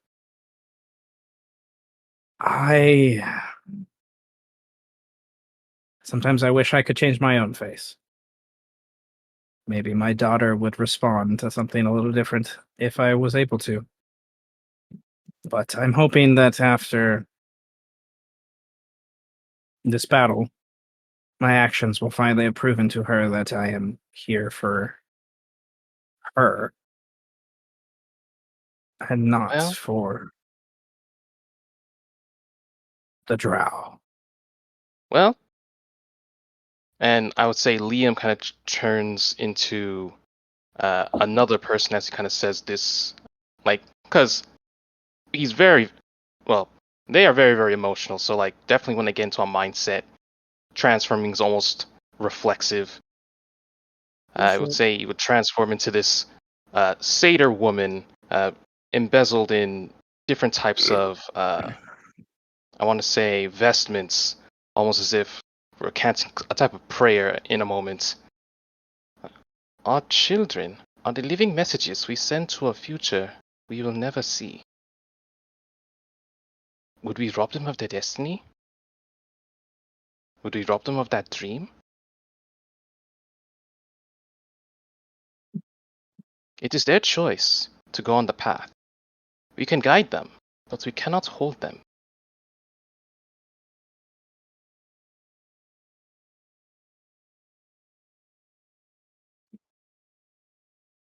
Maybe that is what I am doing. I cannot. I've lost that opportunity.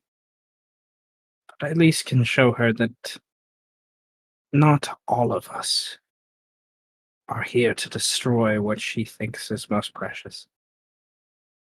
It wasn't until I saw her smile at the beetle beneath her feet that I understood how precious it could be. She smiles at you in such a way that, like, you've never, in the few weeks you spent with her, you've never seen her smile at anyone like this. Other than when you've caught the people catch her watching her daughter distracted and not knowing her mom's watching her. The only time she ever kind of smiles like that. And she, Liam,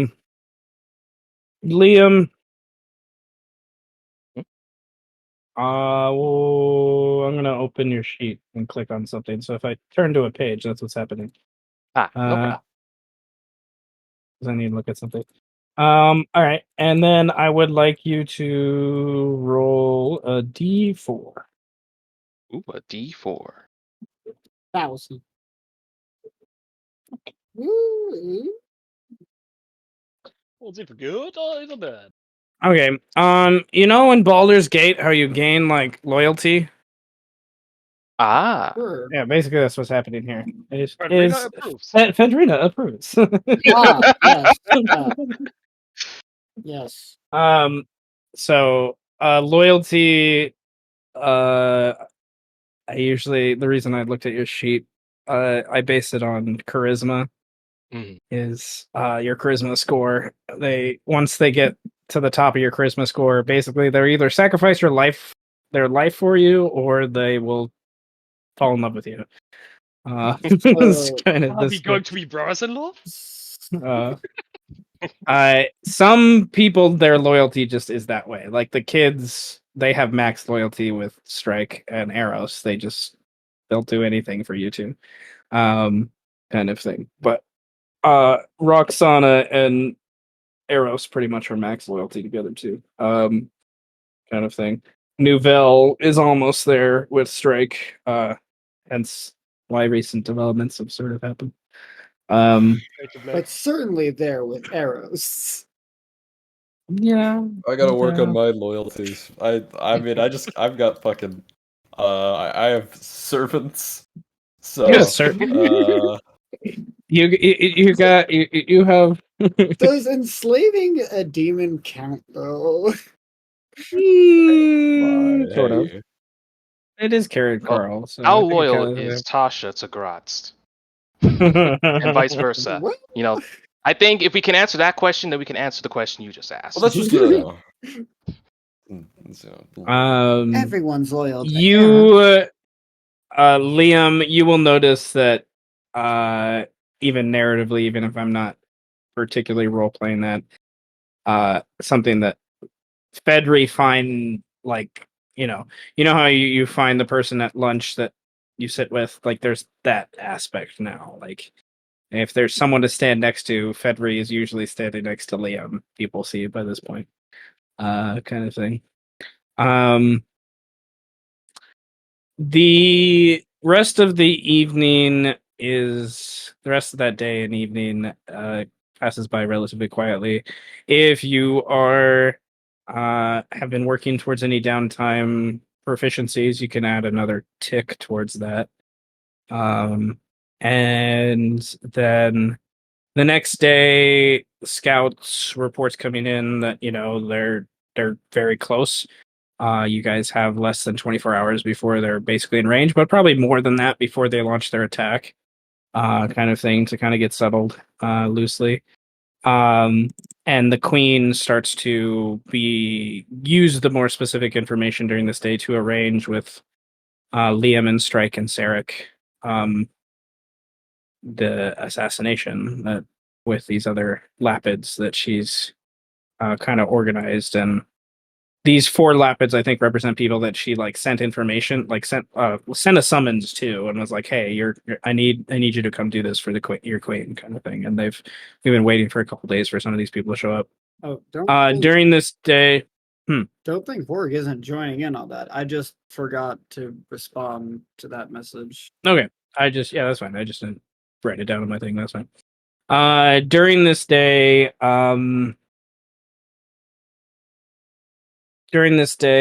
there are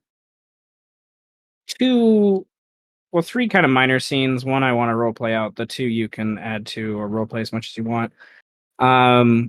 More general time, specifically with I love the specific imagery of Rogar and Donovan, like Strike specifically spending time with them, and the aspect of Rogar being the much more insightful and aware than Donovan, the idea that this is his first real battle. Rogar's fought here and there, but this is his first thing, he's gonna wet his greatsword for the first real time. Also, I gotta stay close to Papa.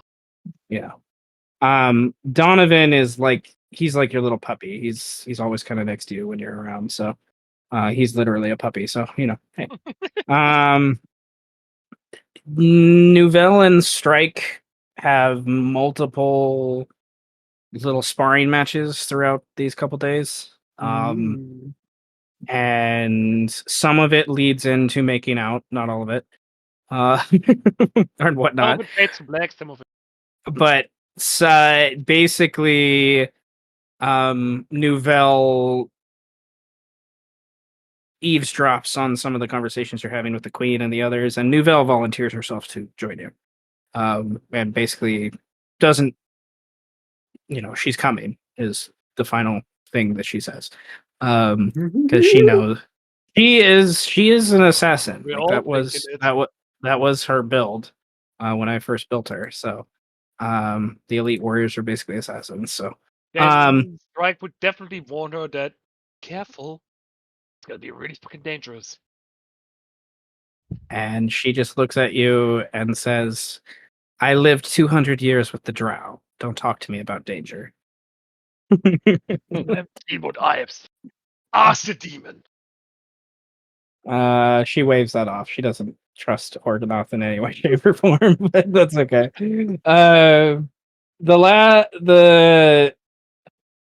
The kind of last scene that I picture is like part of one of the meals of this day. That vibe of everyone's like either apprehensive or eating a shit ton because this may be like the last time they eat something, kind of thing. Eric, who doesn't eat, is just like Yeah. always standing in the corner, like smoking and just unblinking at They everyone. bring you food and you point over to Karen Carl and he Yeah. eats it and says, this is shit, it's not bloody enough. He just keeps his mouth open and I just dump a plate in. Well, Dragon carrying it's a will feel different than living. metal. I feel like Trillo is eating a lot, bro. He just gained like. You did. Oh no, this fullness order, like fuck yes. Like you I Trillo doesn't oh even that have to eat. He oh just I gained forgot whatever that there he was can. there was an aspect of that. No, literally you can eat twice as much as you normally can. Dude, I don't even Carbo need Like it's to not eat, bro. like I forgot the other duration thing. It's twice as long on potions and argument, you can consumables. food Like twice no, as you can consume twice as much. So normally Trillo might only have a pound of grass. Today he's having 2 to 3 pounds of grass. Well, the thing That is, means also means you the can thing poop is, twice the as most much. fucked up about it is I don't even have to eat, dude. I have like, is it No. timeless body? I Yeah. don't even So have it's to like- eat. I just eat because I can. I love it. Because I can. You eat because it tastes good. Yeah, you do, man. This shit is good. Just eating grass. They You grow know, some good grass here, man. Like Holy fuck. you know, Man, just the edible Some grass, good-ass- not some like not good-ass necessarily, carrots. Holy you know. But yes, they are definitely vegan, guys. There's no meat here, so if you guys are meat eaters, What the sorry. fuck? They're rabbits, guys. They're rabbits. I'm gonna go hunt my own food then. Oh fucking They're hell! not vegan, they're vegetarian. What do you think Horg's been doing? Horg probably just flies out, drags a deer carcass back, and just eats the. You would have to fly like half a day, but yeah. Yeah, Strike would ask Hawk, where did you find that fucking deer? I'm so hungry. Well, you guys could hunt rabbits, like not rabbit people, but there's rabbits and That's, you know, that's unethical. and Horg will do groundhogs that. and other things. Horg will hunt a rabbit. He doesn't care. I if you've ever heard a rabbit scream, guys, I'm just sorry. Like the imagery of rabbits screaming as Horgonaut chases them is just ugh. They won't even feel anything as their head Rabbits also explodes. kind of eat their young, so it's not like they have any moral high ground to stand on. Look, they won't even feel anything as their head explodes from one bullet. So it's fine. That's how you make the meat tough, though. So what? He's a demon. He doesn't give a shit. You gotta tenderize it. Okay, well that evening, some light music, mostly calm, people using jokes mostly to deflect the tension, not really like honesty behind a lot of them. Lots of booze around. The Lappets make a very good mead that you guys are enjoying. I would imagine some wine too that they make. And a general still movement like of people, I should say. Like they're still moving people to the furthest corners of the city to get away from these places of conflict that are going to rise. But on the whole, it seems like most people have gotten out, and it's very obvious that this night, you've seen it the last week, but this night especially, it's just so obvious as these people are leaving and those that remain are the only ones that are either stupid enough or courageous enough to stay behind. Like there's a general tone from the hundreds of other Lapids that could stay behind that they're just too fucking scared. Like there's demons showing up, there's celestials showing up. Like they believe this is the end times. The end war is about this is the catalyst. Like this is the start of the war between light and dark kind of thing.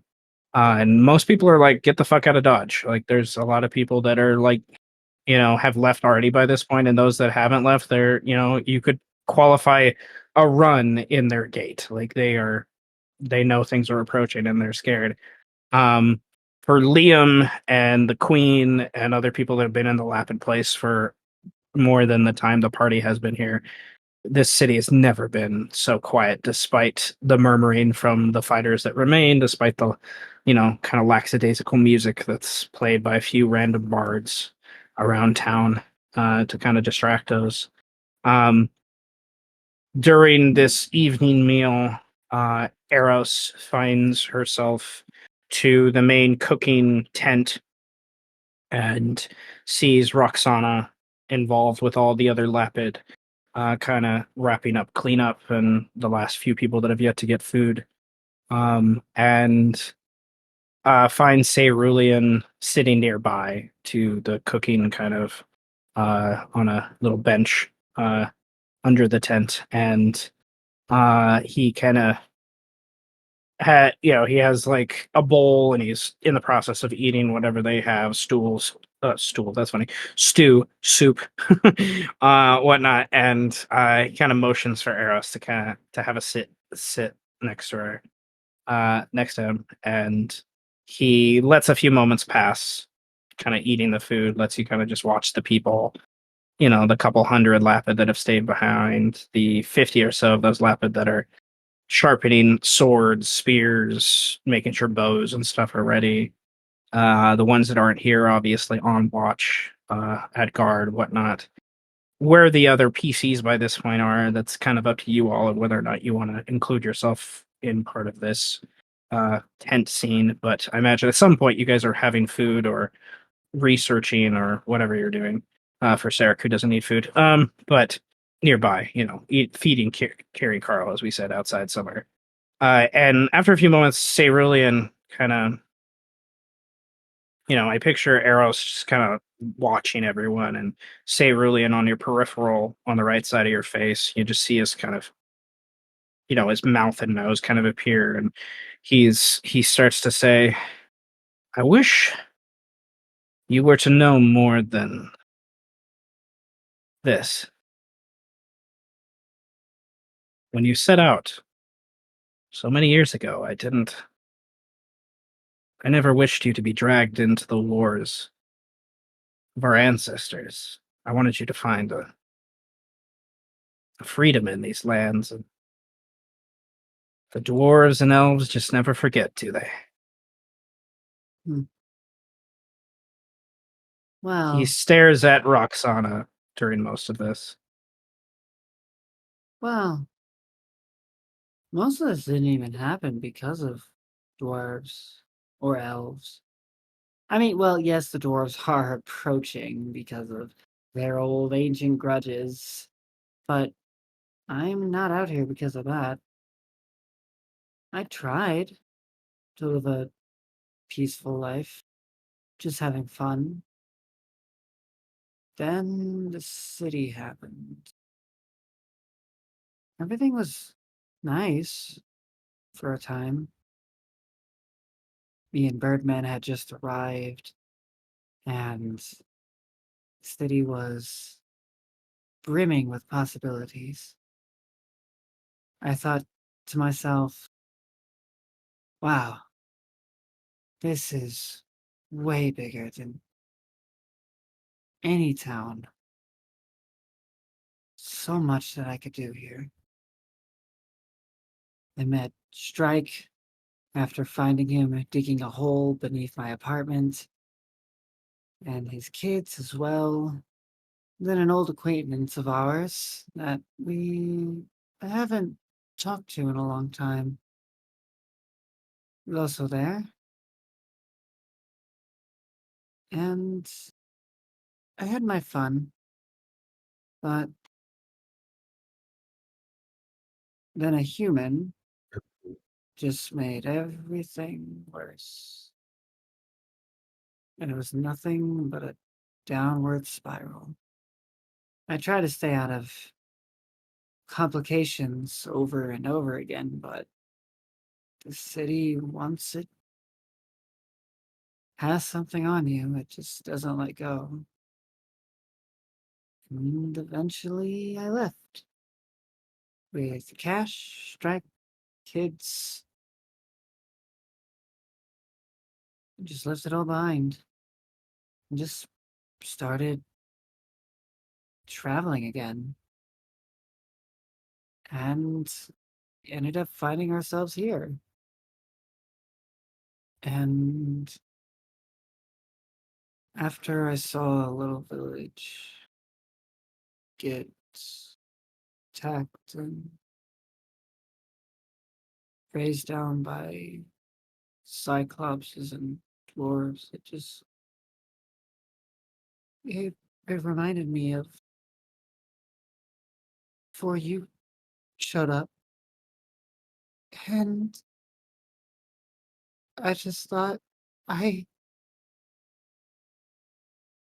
I didn't want anything like that again.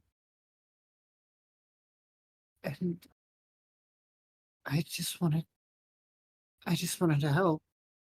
So I did. And now my friend is also going through an existential crisis back in the city. And I might die tomorrow. You don't have to. You could take the kids, go with Roxana, find a quiet place far away from here, and live a happy life. This is not your fight. You've made it your fight, as far as I'm concerned. And I'm here because of you. Not really for these people. I think what they're doing is brave. Yes. But it is also foolish. These dwarves are...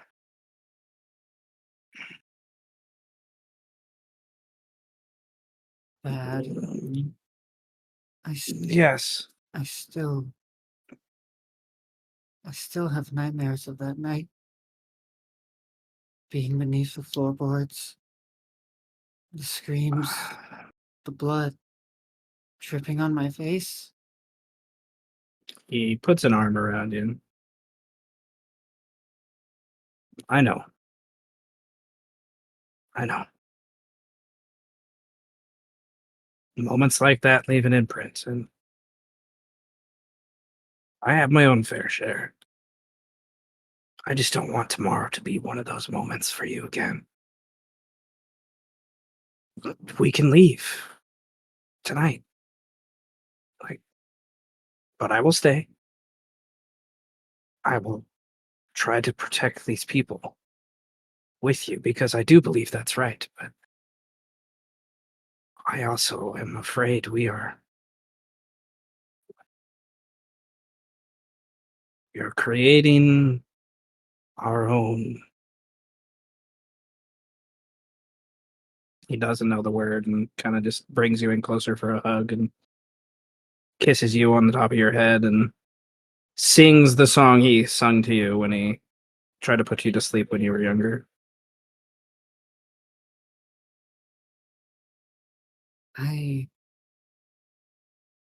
I'm not running. Not from this. I ran from the city. I ran from home. I'm not running now. Because if I run now, those dwarves aren't gonna stop. No, they won't.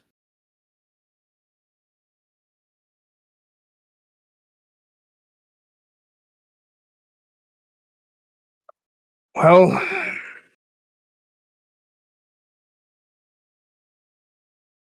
I am here for you, and I will help you as much as I'm able.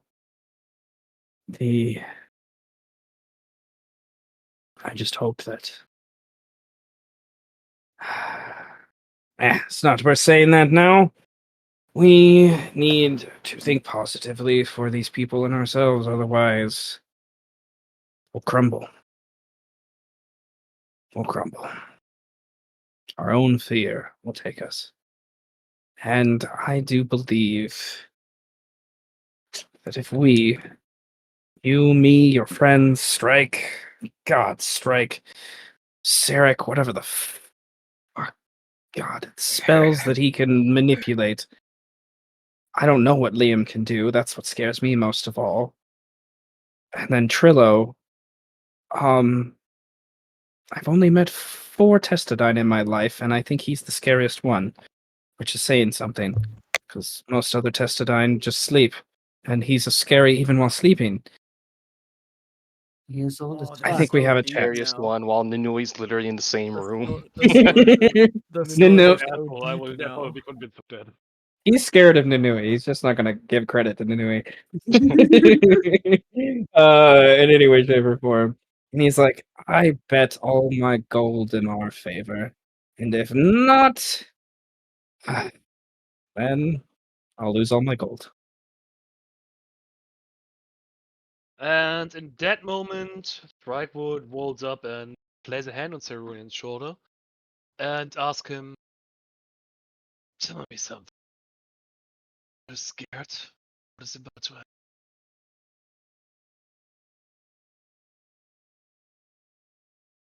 I'm sorry, Greedy. You got really quiet there for me. Can you say that again? Okay. From the top. Yeah, that's fine. Strike would approach, place a hand on Cerunian's shoulder, and ask him, "Tell me, are you scared of the upcoming battle?"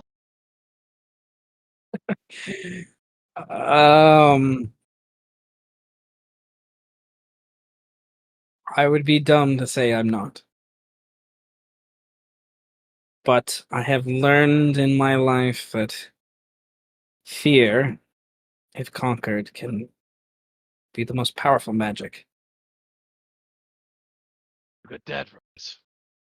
For what is courage, if not conquer? See? I can agree with that, my good furry friend. I'm scared too. You're scared. Eros is scared. All are scared. And yet, here we are. Here we stand. And here we fight. Not only for us, for all those the dwarves would overrun were it not for us. Well,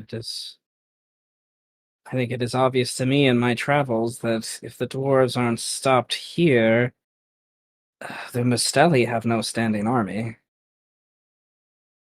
They could maybe summon a few dozen of your cousins, but and then the Sinis, I would assume the Sinis would just as soon open their doors and try to enact a trade as they've done with dwarves in the past. They're already in contact with dwarves. Well, there we go. Where are And you? I have a few contacts far north in the city of the Half-Men, but I don't believe the Halfling would care much for this. If we could impress upon them maybe the loss of the city, but they are still days, maybe even weeks before they make that move, and we've lost contact with the city by this point. I know no one else left in there other than your daughter Leandra. Is she? Last I saw her, Seen.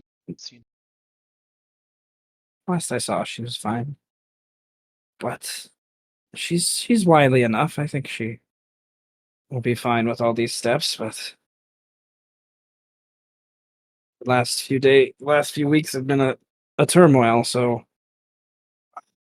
we're so wrapped up in our own little world we've created here, trying to protect these little furry lapids.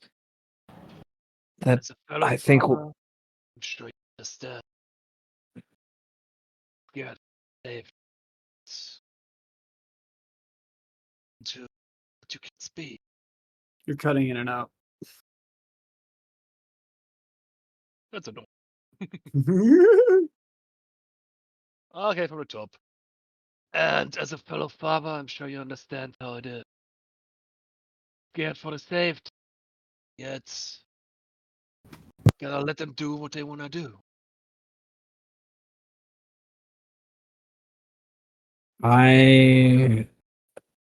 that is why I'm here.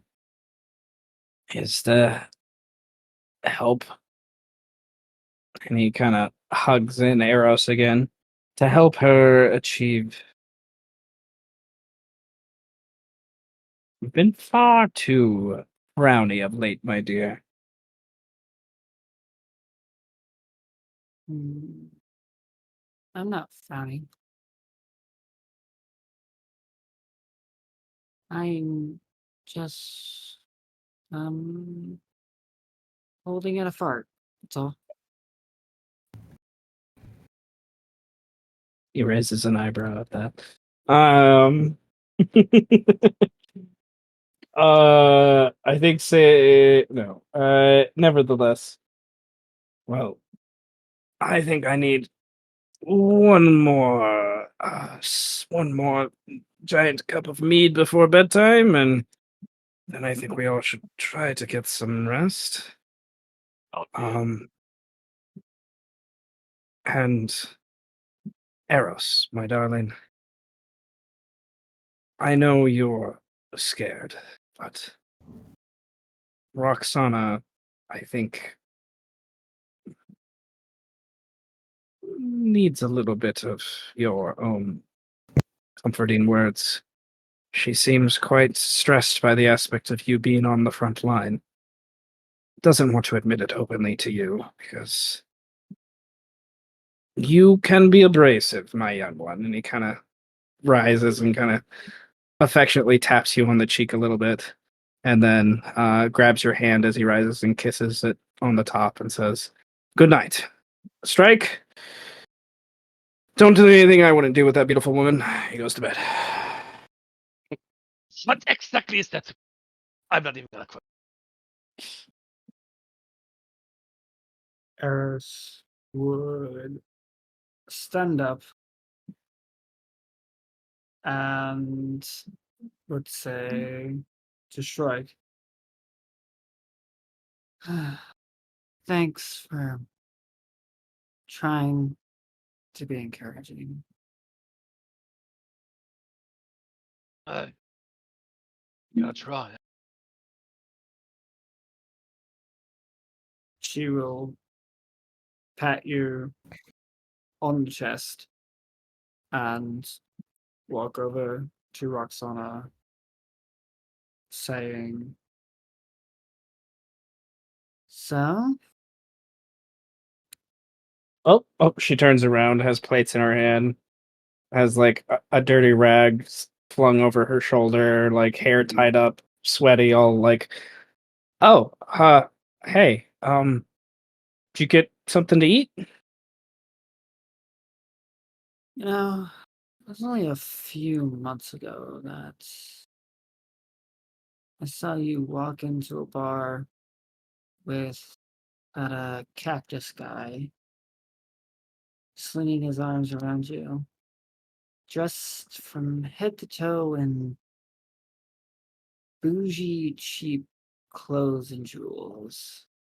And now you're sweating, you look like shit, and you have a shit rag all across your shoulder with dirty dishes in your hand." He shrugs and smiles, but the smile is the most genuine smile that you never saw while she was in the City of Salt. And kind of just like, "So you didn't eat?" she says. I ate. I ate. Although I'd really killed for a fucking beefsteak right now. "Oh my god, yes," she says. Um, Oh my god, yes. Do you know where they have any? No, that's Like I don't mind carrots in the 73 ways they can make carrots. But when you've had it for the last 7 days, um yeah. Okay, well, Listen, if there's not what? after this fight, we're gonna go She find a cow. We're a gonna cow. kill that cow. She smiles and nods. Don't worry about me. If anything, I should be worried about you. Why? I don't know. You don't have a giant suit of armor that protects you from the everything. No, but I have you.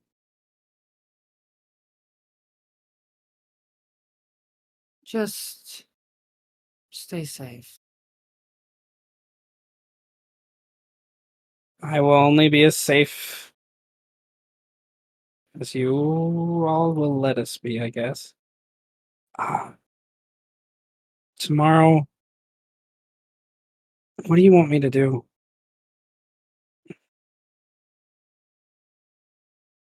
I want you to just provide support to the people that you'll be on the field with. Don't put yourself in danger. She kind of gulps at that. Okay. I Listen, you have to keep your wits about you in a fight. As soon as you lose focus, that's when someone gets hurt. Even if you see she someone know. falls, you have to stay focused.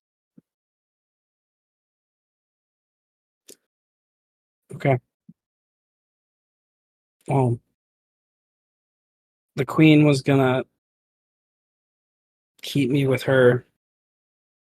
She mentioned that earlier. So we'll be in the main tunnels. And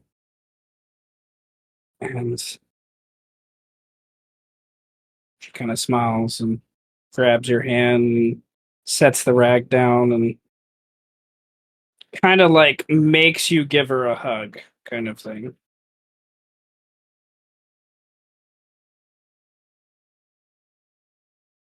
Yeah, I know. Everyone loves me.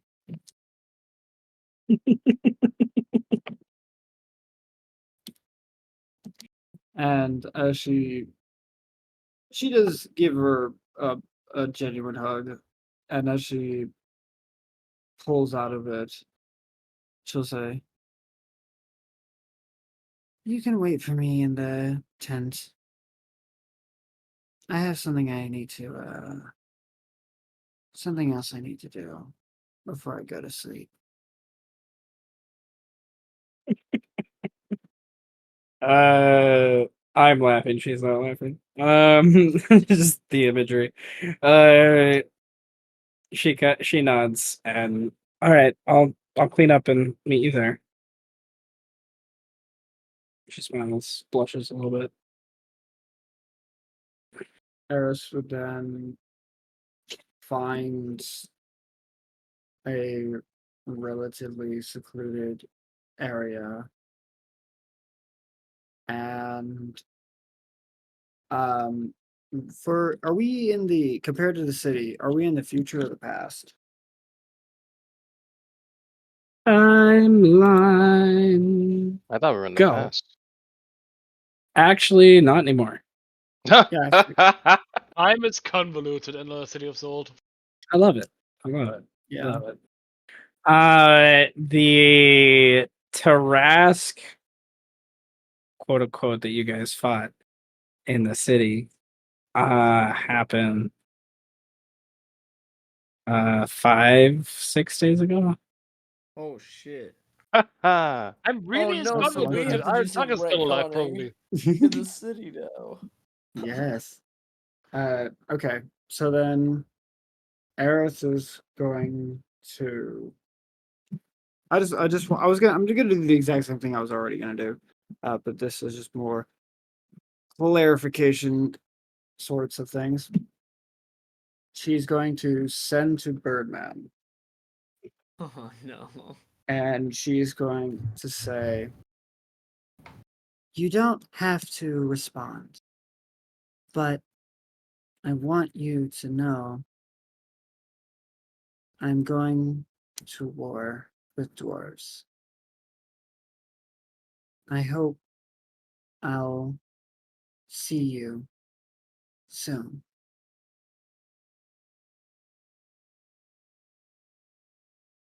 And since we don't know what the future is for the city, I'll get that at some indeterminable time. Indeterminable the worst time. possible time. Knowing my luck, I'll get it at the worst possible time. It'll be like 6 You days can't from be in the now, mouth you get real this. Taras. Oh, by the I'm way, like bleeding. I'm like bleeding in the street, getting ready to die, and it's like, hey, I'm going to war. It's like, fuck. Like, what do I say? All right, note to self: imagery. Oh, Note to shit. self: kill Birdman. Kill Birdman.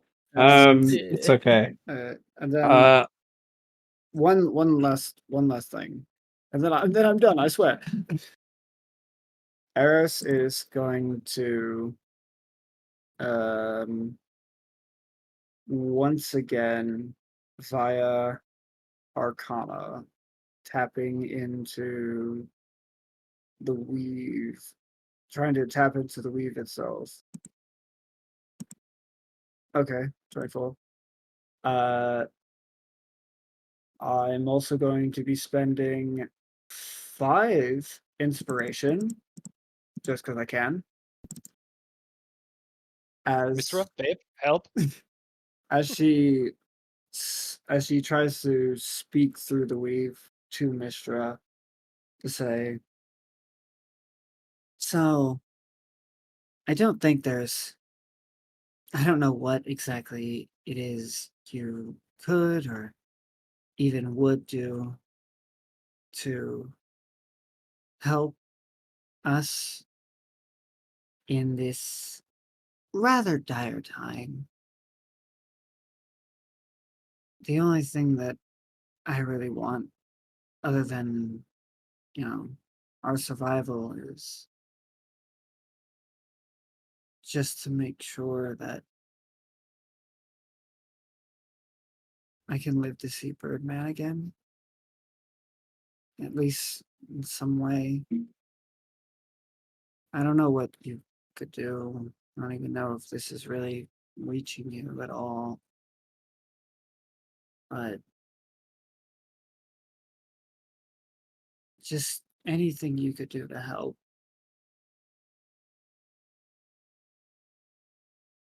I would be indebted to you more than I even know myself.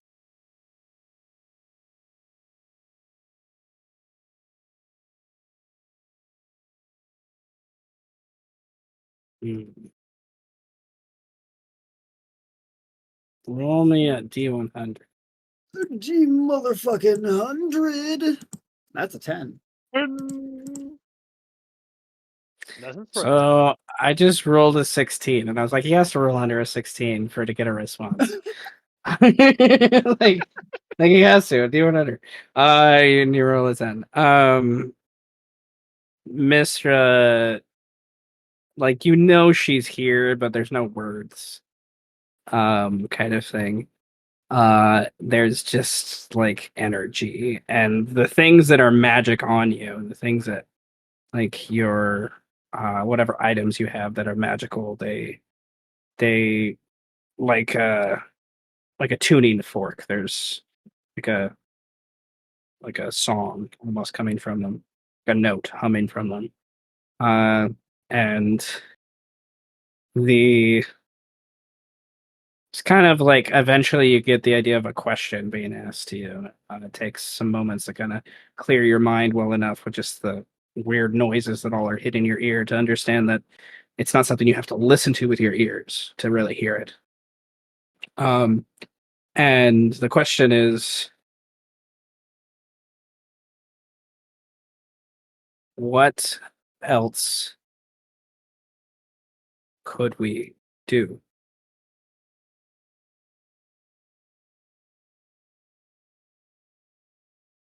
I mean, to be honest, the best option we really got are these Jourvians. If you have any magic that you could possibly spare for them to give us that extra boost. I mean, if that's not possible, then I don't know, send a swarm of space things onto the dwarves. I don't know how You get magic an works. image. You get an imagery of flying hamsters attacking dwarves. Oh. Flying space hamsters attacking dwarves. I don't really know how magic works beyond what I already know, and Sark confuses me a lot with his magic that he displays. So You generally get the impression Mystra is confused by most wizards too, so it's okay. Mystra will. I don't know. No, I mean, you got a week to think. So I got a week to think about it. Roll me another D100, sir. we're just all over. It's all over the place. You do not get another response back.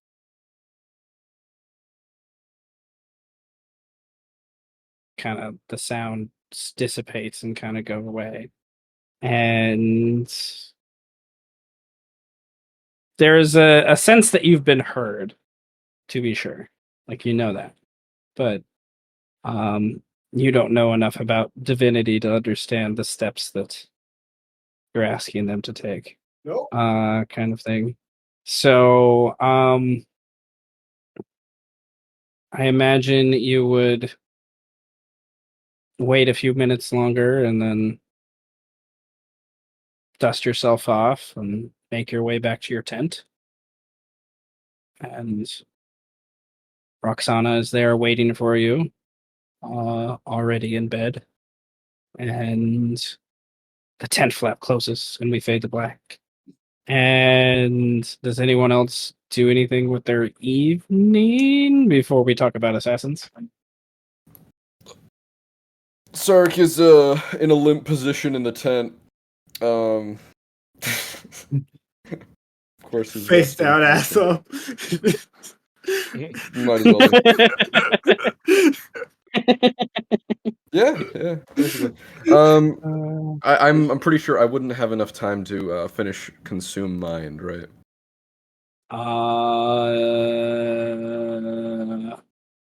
How many days has it been since you started it? I started it back when I was like back when we were doing the prep with like summoning the what was that? No, the demons. Yeah. Okay. I've been doing some thought about that because Greed has messaged me some other ideas related to his Sith. I've been thinking about some of those things.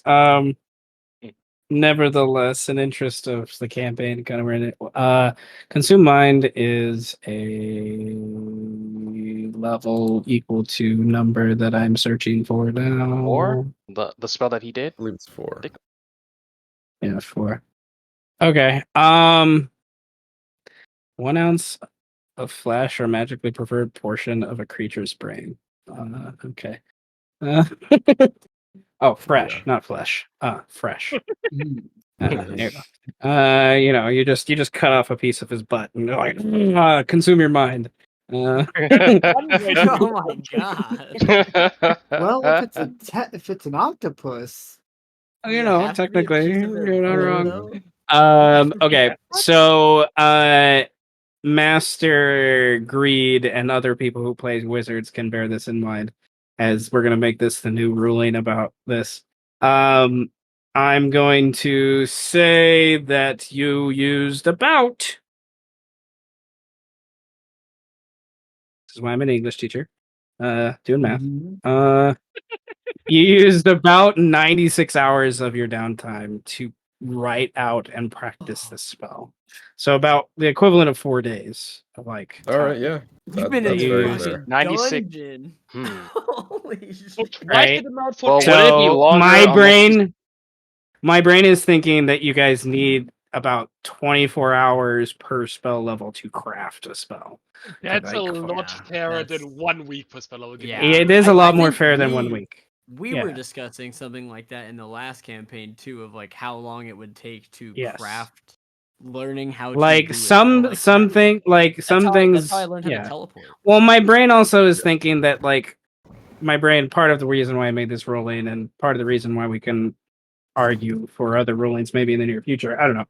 Is like we don't roleplay every single moment of every day with these characters, right?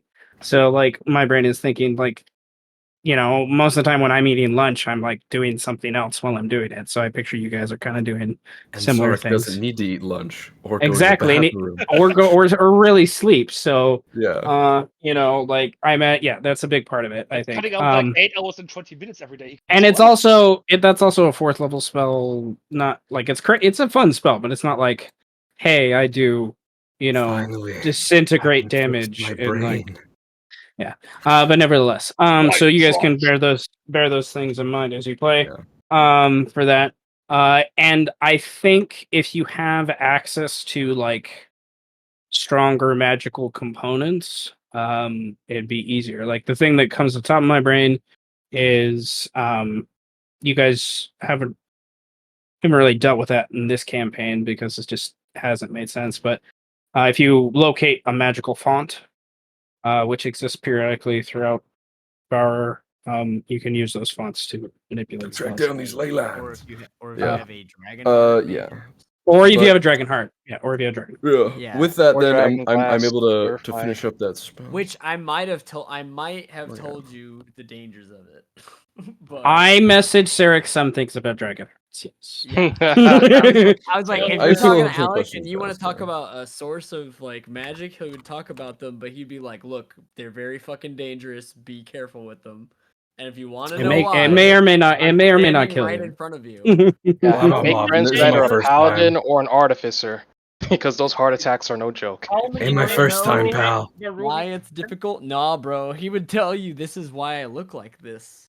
He's like, He gestures to the rest of him. Yeah. yes, I am what. How many happens when times it have you works. died, buddy? Almost a lot. It was like No. it was like a How many full times blown have you crash. died? And they In all terms of I succeeded. died Yeah. at least I was like at least twice. I Fully think. dead. Me? Yeah. I'm getting And then pretty the close sword to dropped triple a couple digits, baby. times. That's funny. Many have It's tried, very many have dangerous. succeeded. Yeah, so basically, I have to go now, but Sarek's gonna he finishes up the spell, thinks about what everyone was talking about tonight, slumps against a wall. Ah, people are fucked. Well, I'm actually worse. What am I talking about? Northern is wrong. Okay. And he does And- actually like just stare for a while. A single tear going down his face, and you don't know why. He's in a snare. Then with that in mind, more than likely we'll do a little more conversation about the assassin stuff and kind of wrap it up. Sarek's going on the assassin thing, Yes. just for clarification's sake. I will provide providing invisibility and Okay. also And are you bringing whom with you? I'm not bringing anyone with me. They're not stealthy enough. Okay, so just Wait, you. no, I'd bring Carl. Carl's Okay. stealthy. You can fly. Is he? Can he shut up? Yeah. I can just say shut up and he has to. Okay, good.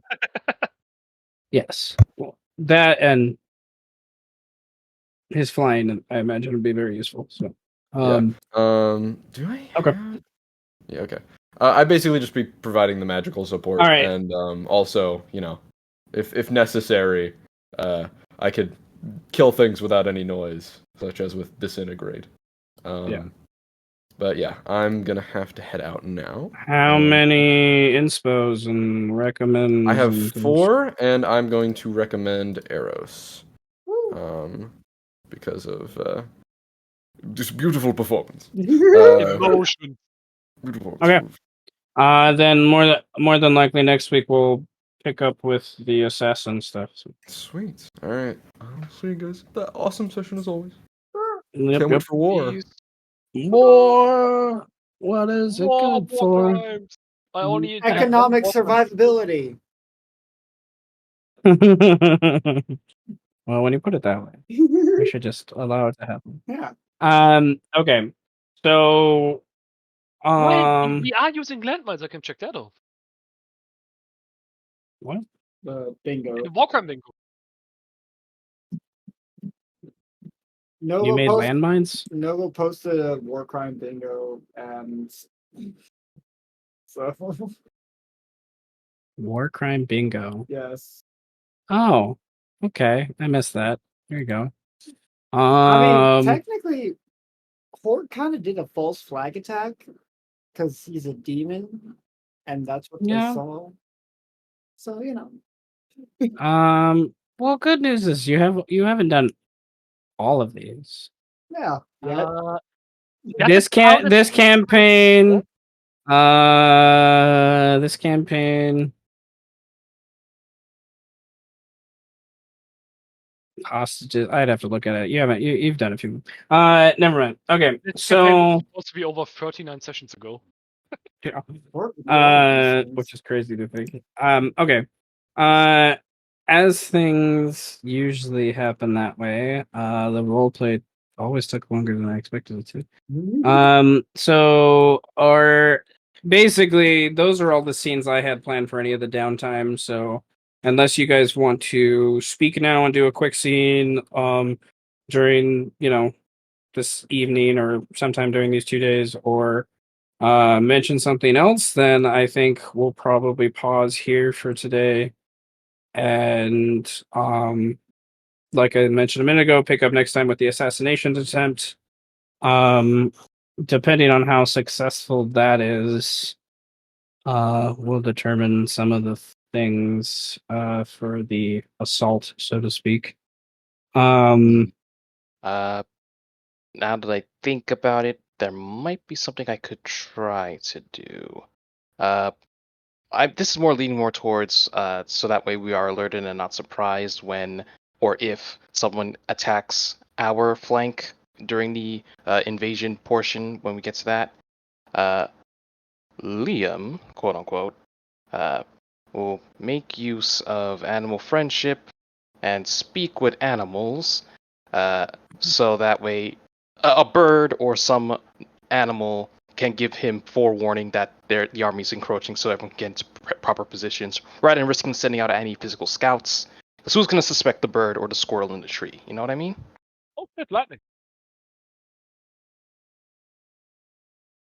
Yes. Hey, squirrel. The Animaesus in general use tactics like this. They just don't usually have the magic that makes it as easily communicate, but all Lapid have the ability to basically speak with animals, but with their specific animal type, kind of thing. So I imagine they were using rabbits and hares and rodents, and then you bring in like a bird and make everyone's life easier, and they like sneer at you, but they're happy that it's easier. I told you, Morty, Good don't of fuck it. with squirrels. You don't fuck with squirrels, Morty. Are there any badges? No, this is grasslands. You're not going to see badgers. Fuck. You will see, groundhogs and things Yeah. like that. But I think Liam would bow out of the assassination, knowing that there's more capable, quote unquote, contract killers, well more suited than he would, or they would. Are you sure? You sure? Okay. He's not wrong. The loot. He's not wrong. We will not have Okay. time for loot. Maybe we'll see. Okay, guys. The assassination scene is gonna be like the most recent scene that I can think of in a movie that I've seen recently. A few months back, I rewatched the Warcraft movie, and like, there's this scene when like Duratons, the Winter Wolves, get like attacked in the night by the other orcs, and Mhm. like like that's kind of the vibe I'm going for in some ways. Like literally, you're traveling from tent to tent, surrounded by hundreds of dwarves around you, kind of thing. Trying to be as quiet as possible for those things. Which I'm going to say because of Horganoth and who he already killed. Not that he killed, it's who he killed is key here. Because of who he killed, they're gonna have more people on watch and things like that. We keep making it more difficult for ourselves, don't we? In some ways, yes. Yeah, but it's funny. That's what makes it fun. Now, like, I'm going to be straight up and honest with a lot of your bonuses you guys have here. I'm not too worried about it in some ways. Really, now that we're at the end of this session, I feel I can be a little more comfortable to say this. During your scout scene, okay, earlier, you rolled a 27 and a 29 for your stealth. One of them rolled a 29 perception. One of them did, and then they cast sending on the other one to tell them what was going on. That's disgusting. And then they kind of came over and grouped up together. And That then is disgusting. I mean, a nimble Jourvian can pretty much go invisible at will. Pretty Wait, so much. if we go by nimble, balance, and tech, Cash is 32, Nimble, balanced, and balance is heavy. 27, and heavy. And then nimble would have 22 threshold. You're not wrong in some ways. Usually what Just like generally. yeah, you're not wrong in some ways. Nimble usually, like the way it usually go, nimble have higher AC, but their damage threshold is lower. Heavy have a lower AC and more HP, but their damage threshold is a lot higher. And balance can go either way. Like if they spec, they can be more nimble and just, or they can be more heavy. It really depends on how they spec That makes sense. for things. Kelrear is Remember how to going to be a thing to be reckoned with. Now, okay, so I'm all gonna right, play so I rolled so fucking low. On my yeah, stealth. you did, and then I guess it doesn't matter if I say that in some ways. Part of the reason why you, like, I guess player knowledge more than anything. Part of the reason why you struggled seeing them, kind of thing, is their stealth is really their invisibility has a specific kind of quirk to it. I'll put. Oh, I whispered myself.